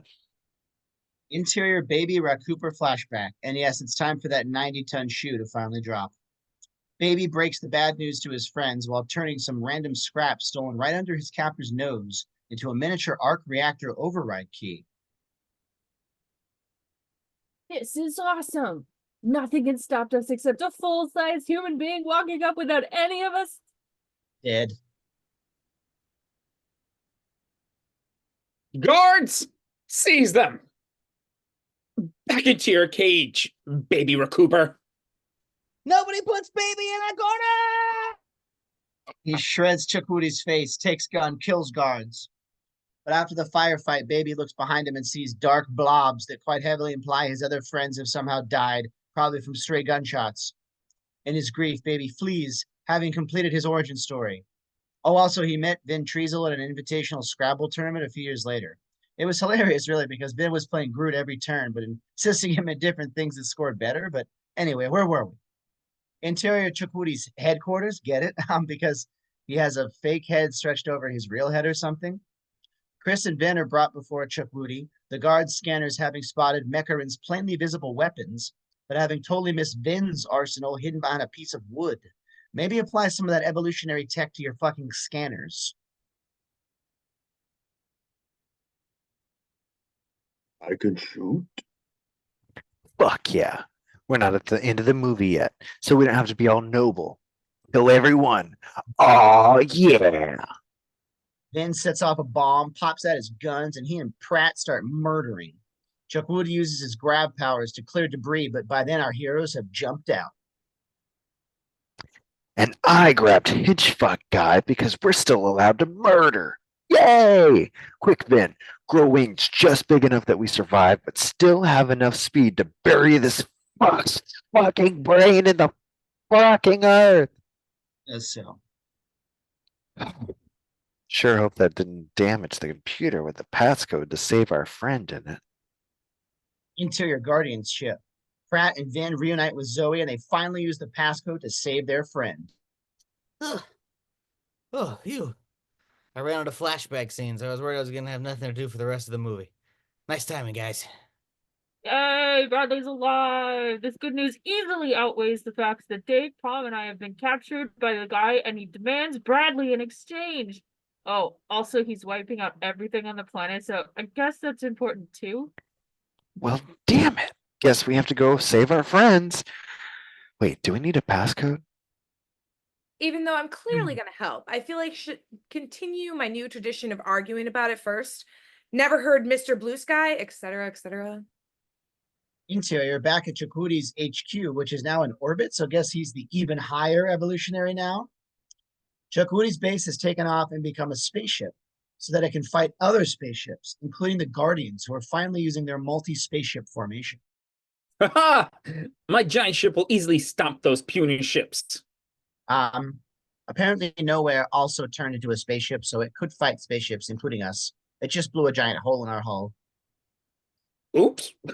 Summon Will Goldter. Well, you exploded his mom back on the planet, so he's not in a good headspace right now. Plus, Pratt exploded him directly, so he needs a nap. Fuck. What if we feed the hostages to giant beasties? Besides that being a self-ass-biting plan, it also backfired spectacularly because Palm charmed the beasties, so they escaped and now have beastie allies. Shit. Okay. What if we all stab ourselves in the eye with screwdrivers? Fuck this, I'm out. Who's up for mutiny? Lara, mutiny? Bob, you in on this? Blah! Cyber tantrum powers activate! Vaporizes an entire bridge crew.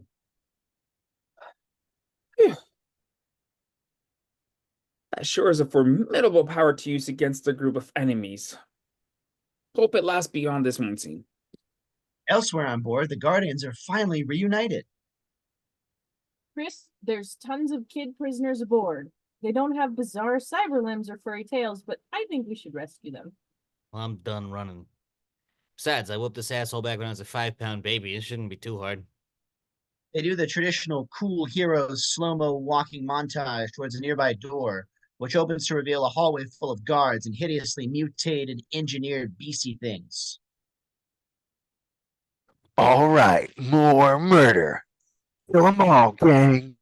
Remember, they're just genetically engineered killing machines. But isn't the whole point of this story that even beings that might at first appear grotesque and scary shouldn't be judged by our preconceptions and... Just start killing, please. We got a whole elaborate choreography planned, which strangely does not include a single Bluetista bomb. While the Guardians begin slaughtering, some of the pure evil beasties are attacking the city of Nowhere itself. Damn, if only I could use the pointy stick of death. If only Rooster had told someone the secret of using this weapon. Someone could have mentioned it to me some time over the past 8 years. Oh, Chris just wanted me to get a cameo, that's all. Use your heart, boy. Sean unlocks the murder needle, but it gets stuck just as the head final beastie attacks. Shit, I guess now that I'm in imminent mortal danger, it's time to be nice to Maria. Or Maria. Oh my god, I'm tired. Ah, thank you. I smoosh Beastie with telekinesis now. She smooshes. And now I make telekinetic bridge between our giant sheeps. She bridges. See, I totally integral to story. The Guardians usher the children to safety, but Bradley stumbles across the animal wing and finds his original cage, which his old override key manages to open. Wow, just like the very start of the movie, it's my own cage. Now I can save you guys and gain closure. Yes. It was a lot of work to find a set of brand new raccoons and so precisely mimic the cage you were originally in, since the rest of your batch is long since dead. But anyway, I zap you now. You are helpless. This is why I built my grav boots to have a button to ignore any gravity I personally don't like. Draws a big gun. The name's Rocket. Rocket Raccoon. Fuck, imagine telling someone in 2013 that an entire trilogy would build up to that moment. Bradley shoots Chukwudi and all the Guardians show up and utterly, ruthlessly demolish Chukwudi into tiny bits. Since with his grab powers nullified, he's basically just some random asshole. Feels like we should have just started with this strategy. All right, headshot this fucking let's go. No. Don't kill him. Because I'm a guardian. Fuck. We waited too close to the end of the movie. We could just leave him lying here while the ship explodes around us. People will probably barely notice. Fine, whatever. But now can we just leave, please? Checks his Yeah. updates. Sorry, but the AGDQ charity speedrun just voted 55% in favor of save the animals, so we gotta save them too. They rescue all the animals, but at the very last second, Pratt realizes he dropped his Zune player and goes back. With Maria Barkalova exhausted, he desperately leaps off the exploding ship, but hits debris and is left floating in space. Chris Pratt starts icing up.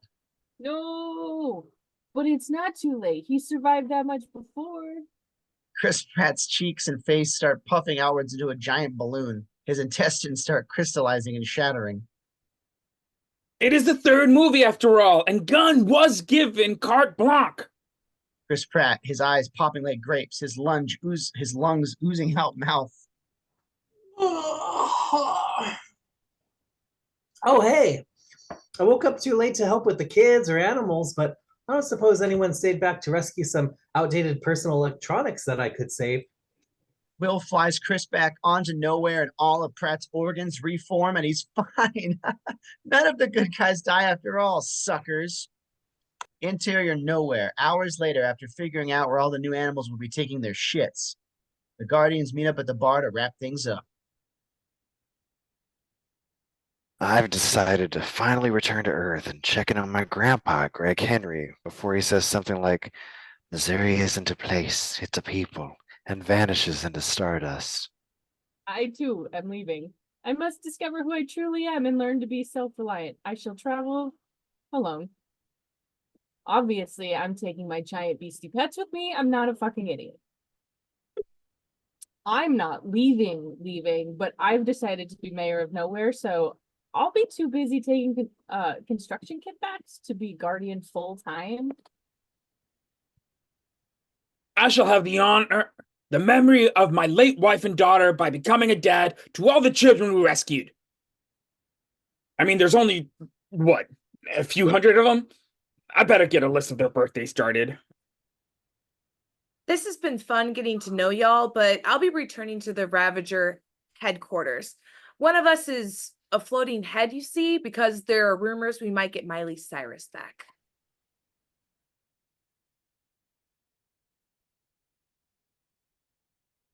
And check this out. Now the audience can understand me. Funny how as soon as it's the ending says I am Groot, you immediately hear Dominic Toretto, huh? So I guess this is the end of an era after all. Just have to scrape together whatever random leftovers I can find to make a new team. Howard the Duck waves. Hey, it's me, Howard the Duck.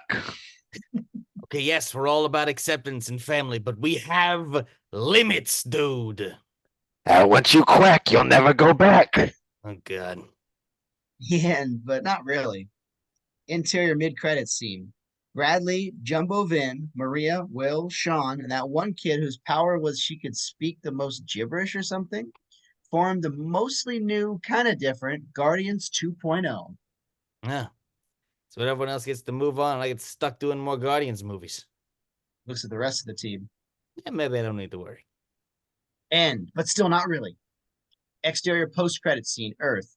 Gregg, Henry head quarters because they're having breakfast with a quart of milk. After the longest Guardians movie yet, patient fans are rewarded with Chris Pratt will return. Seriously? Just you? You're like the single least interesting character that could possibly return, and I'm including Carrot Head Guard. But the most bankable star. And wait till you see me tackle the role of Jack Russell Terrier in the live-action Nintendogs remake. End. Fade in. Exterior, not the moon Chris Evans is on, apparently. Mrs. Loki, Zhao Ashton, casually robs an ancient grave and digs in the dirt for some antique jewelry. Wait, there's only one here. This totally screws up my look. How the hell did we misplace a second bangle? You're always giving me shit for losing one of my AirPods. Who's laughing now, huh? Interior, New Jersey, Iman Vellani's room. Meanwhile, the other bangle is with Iman Vellani on Earth, or New Jersey anyway. Hi, it's me, Iman Vellani, aka Kamala Khan, aka Miss Marvel. And don't go complaining you don't have Disney Plus because my show also aired on regular television. Just to quickly recap, I live with my mom, Zenobi Shroff, dad, Mahan Kapoor, and brother, Sagar Saki, and I gained my powers when whoop. She's teleported. Exterior orbiting space station earlier that day. Spacewalking about yet another orbiting space base is workaholic astronaut Teyonah Paris, who was just an innocent kid in Captain Marvel, but is all grown up now, which is code for hella traumatized. Yep. Mom died when I was blipped. Yep. Bree abandoned us 30 years ago. Yep. I'm in space. And yep, I have powers now, too. Honestly, don't blame you if you don't remember any of it from WandaVision. That was like 4 Benedict Wong cameos ago at this point. Inside the base, Samuel L. motherfucking Jackson appreciates the amazing view of Earth and its vast oceans, which never ever include even the slightest glimpse of the giant celestials sticking out of Earth. He calls up Brie Larson, the invincible 63-year-old with a flawless skincare routine who has become a space emo cat lady. Hey, Sam, how's our mutual alien pal, Ben Mendelsohn, or his wife and their daughter, or your closest compatriot, Kobe Smulders?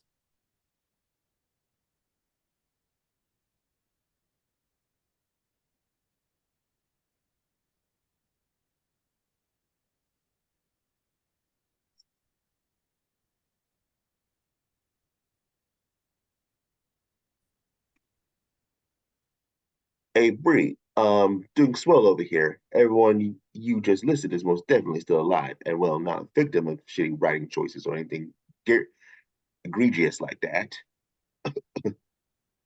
Anywho, I'm thinking of fucking with the Jump Point Network that we seem to be in charge of around since Guardians Volume 1. Okay, I'll check out the one near me. Meanwhile, I'll have your strange niece Tiana check out the one right here. And whoops, did I patch everyone to a big party line? Oopsie, awkward. The extreme social awkwardness causes Bree and Teyonah's powers to entangle.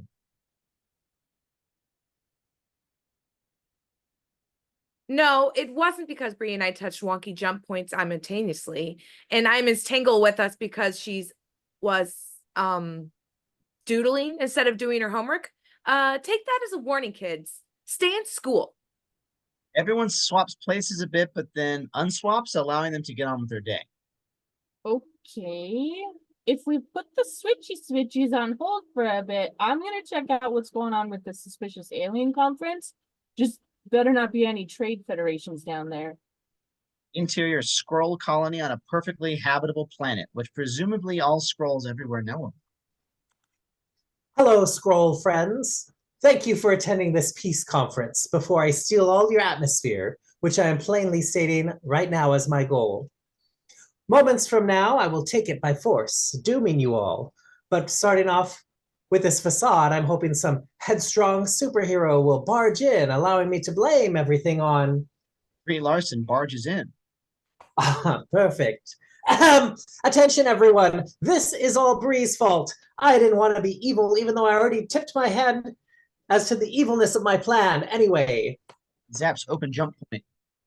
Gotta maintain plausible deniability with the interstellar press corps or whatever. Annihilator! Wait. Is that my only line? Checks the script. In GL, they probably could have just given my role to AI and saved a bunch of blue makeup costs. Fighty fight time starts, which triggers more switcheroos with Tayona and Iman. Oh my god! Oh my god! Oh my god! In all the chaos, I brought two exceptionally well hit-pointed Kree guards to my house. Good thing I've learned lots of my new fight moves between the end of my show and this movie that started with the end of my show. The assorted heroes eventually beat up their respective foes, trashing Iman's house in the process. Interior Iman's annihilated abode. While busy cleaning up the wreckage, Zenobia still manages to deliver peak parental stink eye to Iman. Suddenly, Sam and Tayona arrive at the door. Hello, Khan family. Sam and I are from SABER, or SABER, which stands for the acronym We Beavers Engineered Retroactively. We all know about episodes 1, 2, 5, and 6 of your show. Oh my god! Oh my god! Oh my god! So, you know, I can do this? She swaps with Bree. For the first time in 30 years, Bree lays eyes on Tayona. Hey, Tayona, it's cool if I call you by your childhood nickname, right? Instead of, starting by apologizing for my deadbeat bad behavior. It's a good idea, right? Tayona has quickly learned from Zenobia and gives Bree some massive stink eye of her own in response. Yeesh. This is awkward. Good thing all of our family drama got left behind in Miss Marvel. Look, Bree, I'm not happy about it, but it seems like we're stuck together for the foreseeable future. Well, us and your biggest fan, which, make no mistake, is not me anymore. Speaking of, where the hell is Iman right now? Oh, shit. She makes a flashy fist. Damn, trying to switch back in the comfort of this living room isn't working. Oh, I know. Maybe if I try switching from 800 feet in the air? Yep, best plan possible. Here goes. She zooms upward and swaps with Iman. Iman Vellani will hear distant screaming. Shit! I must suddenly learn to fly in a crisis situation, which worked for Brie Lat's movie, so I guess that's a family tradition now. I'm coming, Iman! Tayona flies up, but unfortunately can only fly while intangible, so is unable to help Iman, which you might have thought you'd anticipate, but hey. It's okay. I'll create a hard, light shell to protect us. Guess you actually didn't need to learn flying right now after all. Oh well. However, by using her powers, Iman and Tayona once more swap with Bree. Exterior back at the Squirrel Colony. Tayona and Iman wind up captured on Zhao's ship. Thankfully, Bree breaks the sound barrier to arrive just in time to rescue them. Wow. So you just flew from Earth through the jump points and all the way here in like the blink of an eye. You really could trade that spaceship in for a beach house anytime you wanted, huh? Look, can't a lady be ridiculously open at least once in her own movie? Oh my god. Oh my god. Oh my god. It's finally happened. We're all together as the Marvels. Of course, that only makes sense if you know that the character of Monica Rambeau was also called Captain Marvel back in the 80s and 90s. But I guess we're going with being the niece of Captain Marvel as close enough. Bree, I've hated your guts for the last 30 years. Tayona and I have that in common. Anyways, time to go all spaceballs on this refugee planet. Despite being 2 feet away from Iman and her bangle, Zowie decides to continue her original plan of creating sky portals by clinging 2 objects together like a toddler. Bree, Tayona, and Iman watch in horror as the planet starts crumbling around them. Go back to my ship, Iman. Glass falling debris to smithereens. But I can help. Makes hard light ramp for scrolls to wickedly slide to gnarly safety. Come on, get your ass on my ship right this goddamn second, or else I'm leaving you here to die in sequel development hell. OMG, no. The fans need a second season of my show to find out which boy I end up with. Interior of Space Emo's sanctuary. With the scroll planet destroyed, Bree gets help from her booty call, Tessa Thompson, who clearly didn't read the updated Secret Invasion script where the US president declared open war on all extraterrestrials. Come with me to the new Asgard. Can't wait to have you shapeshifters here to cut down on our costume budget for our amateur theater performances. She kisses Bree on the cheek. Wait a second. Does this confirm that in the 90s, Lashana and I were, Oh, it's us, the Disney Overlords. Heavens, no. That was just a super platonic cheek kiss between besties. Absolutely no queer coding here. Don't worry. AFA. With the scrolls safely away, our heroes figure out their next move. Hey kid, can you make yourself useful and remember some super specific coordinates from those star charts you glimpsed on Zoe's ship several traumatic experiences ago? Forget it. Let's just use these portable Disney Plus recap headsets instead. I just so happen to have 3 of them.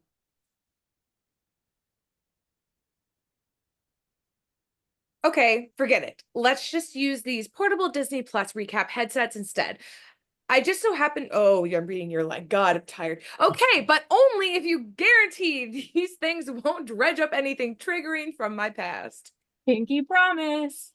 Surprise, surprise. Bree breaks a promise to Tayona yet again, and the trip down Disney Plus memory lane ends spectacularly bad, with poor Tayona having to relive the moment she dematerialized, the moment she rematerialized, and the moment she discovered her mom had died when she was still dust particles. But at least we got the coordinates, so yay. You two are freaking hopeless at emotional communication. Here, bring her in. She hugs a reluctant Tayona and Bree. Oh, wow. That really did the trick. I think I'm feeling up for a lighthearted training montage. How about you two? Oh, I know just the song. It's edgy and recent without being too much of either. She plays Intergalactic. Marvel fans who heard the song in every promo and teaser and trailer. Yay! Yay, this one again. Within 2 minutes of the Beastie Boys spitting rhymes, our 3 girls solved their main swapping places complication because girls really are better at everything, okay? Deal with it, man babies. Exterior a theater nerd's fever dream. The trio puts their heads together to figure out Zhao's next target, a musical theater planet, which also happens to be the home of Bree's beard, Park Seo-jun. They land, and suddenly Bree gains the power of magical pretty dress summoning, because this is the girl movie, and we want to see a pretty Captain Marvel themed dress, okay? Go figure out some elaborate justification if it makes you feel better. Yes, it's me. So lovely to meet you three. Watch out for Zoe. She's not here to play. Warning. So thank you for the warning. Why are they rhyming when the actual movie didn't bother? Yikes, this gimmick has already gotten old. Let's just say you're bilingual. Plus, we're hoping you could somehow provide battle-ready costumes for us, if that's okay. Did you guys have your superhero costumes with you? Your spaceship? We're racing to get here at Uzalway, so why aren't you wearing them right now? All true. But there's obligatory new costumes clause we have to fulfill. So if you wouldn't mind creating brand new, personalized, tailored costumes for us in the next few minutes. Very well. I'll to produce the costumes and a snap of my fingers and a heroic feat of being edited for time. Oh, also, Iman,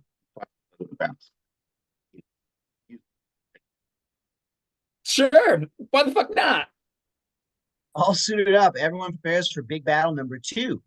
Thankfully, Zawi isn't a total monster, and she considerately waits until the marbles, trademarked, and the entire Aladdin army are ready to go before she attacks. So, what's our strategy exactly? Strategy? Despite all their newfound jump rope and glass of water balancing skills, Our heroes are unable to out-punch Zap Zawi, and the planet's water begins getting ported away. The marbles all pile into Bree's spaceship, pursued by all the missiles, and Iman makes the extremely tough choice to not get blown to smithereens, activating a jump point. Exterior, yet another empty planet the Skrulls on Earth could have lived on. Our heroic trio crash land in an abandoned field for a quick group therapy sesh. Okay, time to finally come clean, I guess. So, Tiona, I avoided Earth for 3 decades and never helped the Avengers because I was always ashamed that I killed an evil AI. It accidentally caused a civil war. When I think of it, like half the Avengers have done a lot worse and they still get to see their families. At least you didn't actually give my mom a terminal illness or leave her to die like alone, like everyone spent in the last 2.5 years thinking, oh, okay, yeah, I forgive you. Don't forget, I'm in the scene too. Sorry for being an overager fangirl, even though I technically only did that like once before you let hundreds of Skrull die and my lofty opinion of you was shattered. So glad we got that mushy girly stuff out of the way. Back to punchy fighty time. Wait a sec. Zawi wants to rebuild Hala by stealing from everywhere I've called home. She has air and water now, so the only thing missing is to create a functional utopia. Of course, that valuable resource found only on Earth. Are extremely effective and not at all mind-numbing press junkets and promotional appearances. Without those, our box office will plummet. Quick, back to the Bree-mobile. So the musical water planet is just fuck then? No time for that. We gotta go play Spit Cup on Foul and Stat. Everyone rushes onto the ship and they zoom back to Saber. Interior Sam's space station. Our heroes arrive at Saber to see the personnel being devoured by fleur kittens to the tune of Memories, thus immediately ascending this movie to the status of best film adaptation of Cats ever.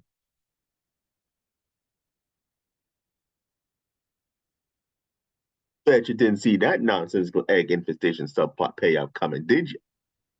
While hundreds of terrified crew members run for their lives, Bree, Sam, Iman, and her family sadistically corner them with hungry fleur kittens to save space on the evacuation pods. And damn, what is with all these crisis scenarios running out of evacuation vehicles?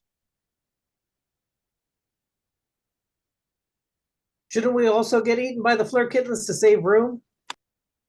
Oh, I'm sorry. Did you want less screen time? Because I need someone to banter with, damn it. I'm just happy to be included, not gonna lie. Although I do still feel weird that my wife, Trevina's not here with me. Guess she misread the call sheet. Luck with Zawe, ladies. It's all up to you three. Other Avengers sent messages saying, haha, now it's your turn, not to have us around. It's not like there's some kind of super Skrull kicking around Earth with the powers of every character from Endgame that I could message. Seriously, fuck that fucking show. Fuck it so hard. Interior Kree ship. With her entire army having been apparently wiped out by an alien glee club, Zawe stands alone on her ship, trying to figure out how to jam an entire goddamn sun through a regular-sized jump point. Just to clarify, are you trying to steal our sun?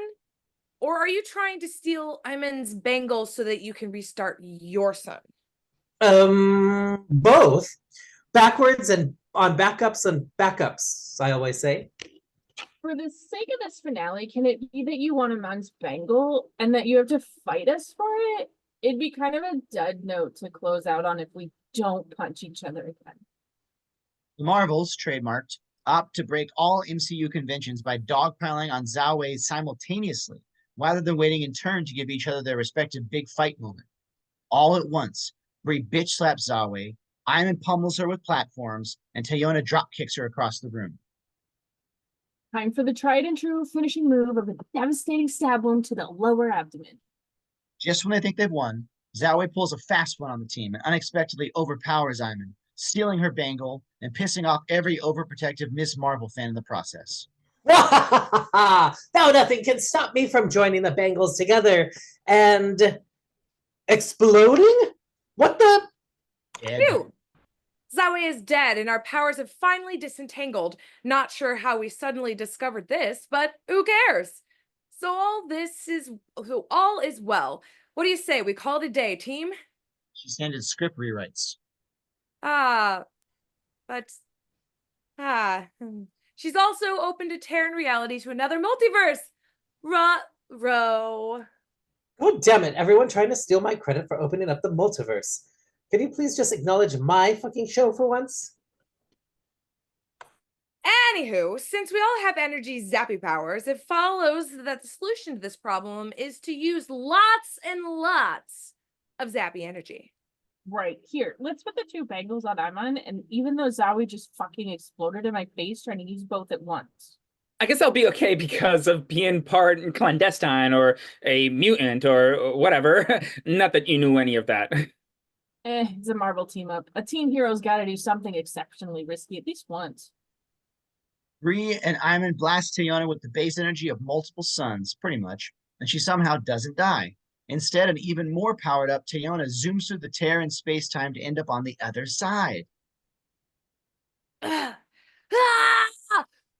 Must show effort exerted or else sacrifice won't be impressive enough.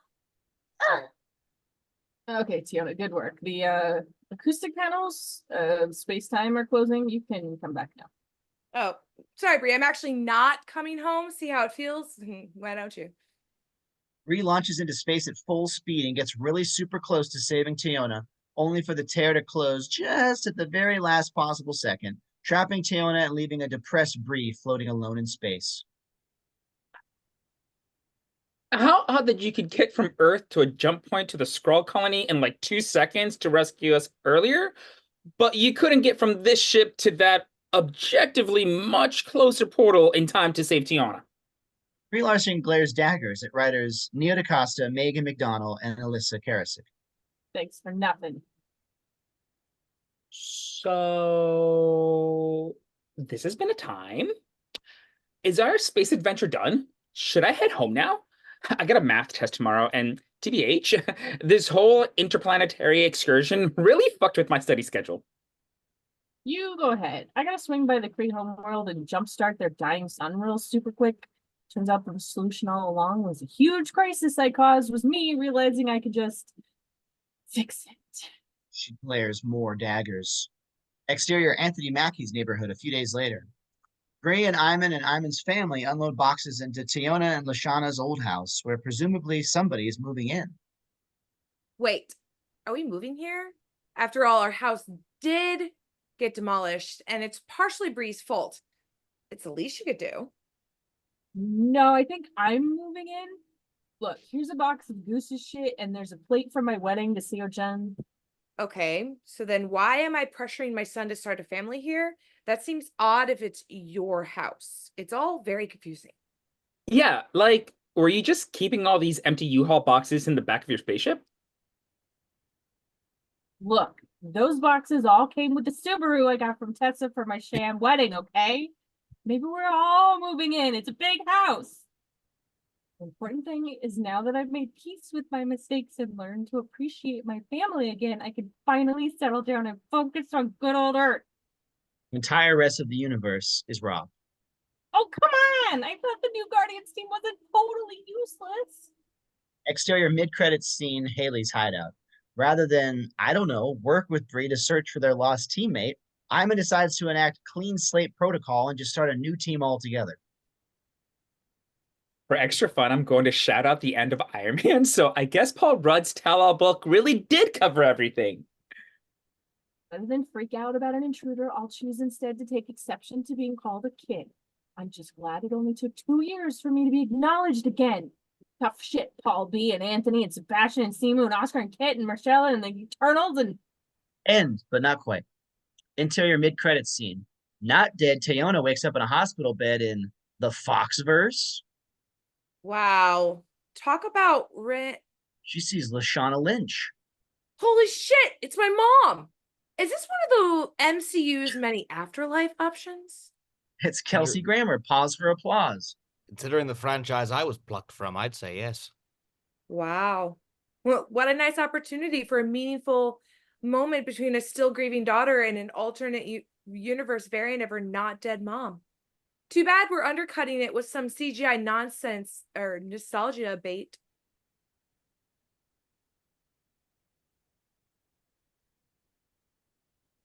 Oh God. At least I get a cool costume reveal. I have both bangles for some reason. Can't wait to definitely show up in an upcoming project. It's Harry Styles, Charlie Theron, and Brett Goldstein. Get in line. And And that's is ish the rest of MCU Phase 4 Abridged. Thank you all so much for joining us, and we'll be sure to catch you at the next one.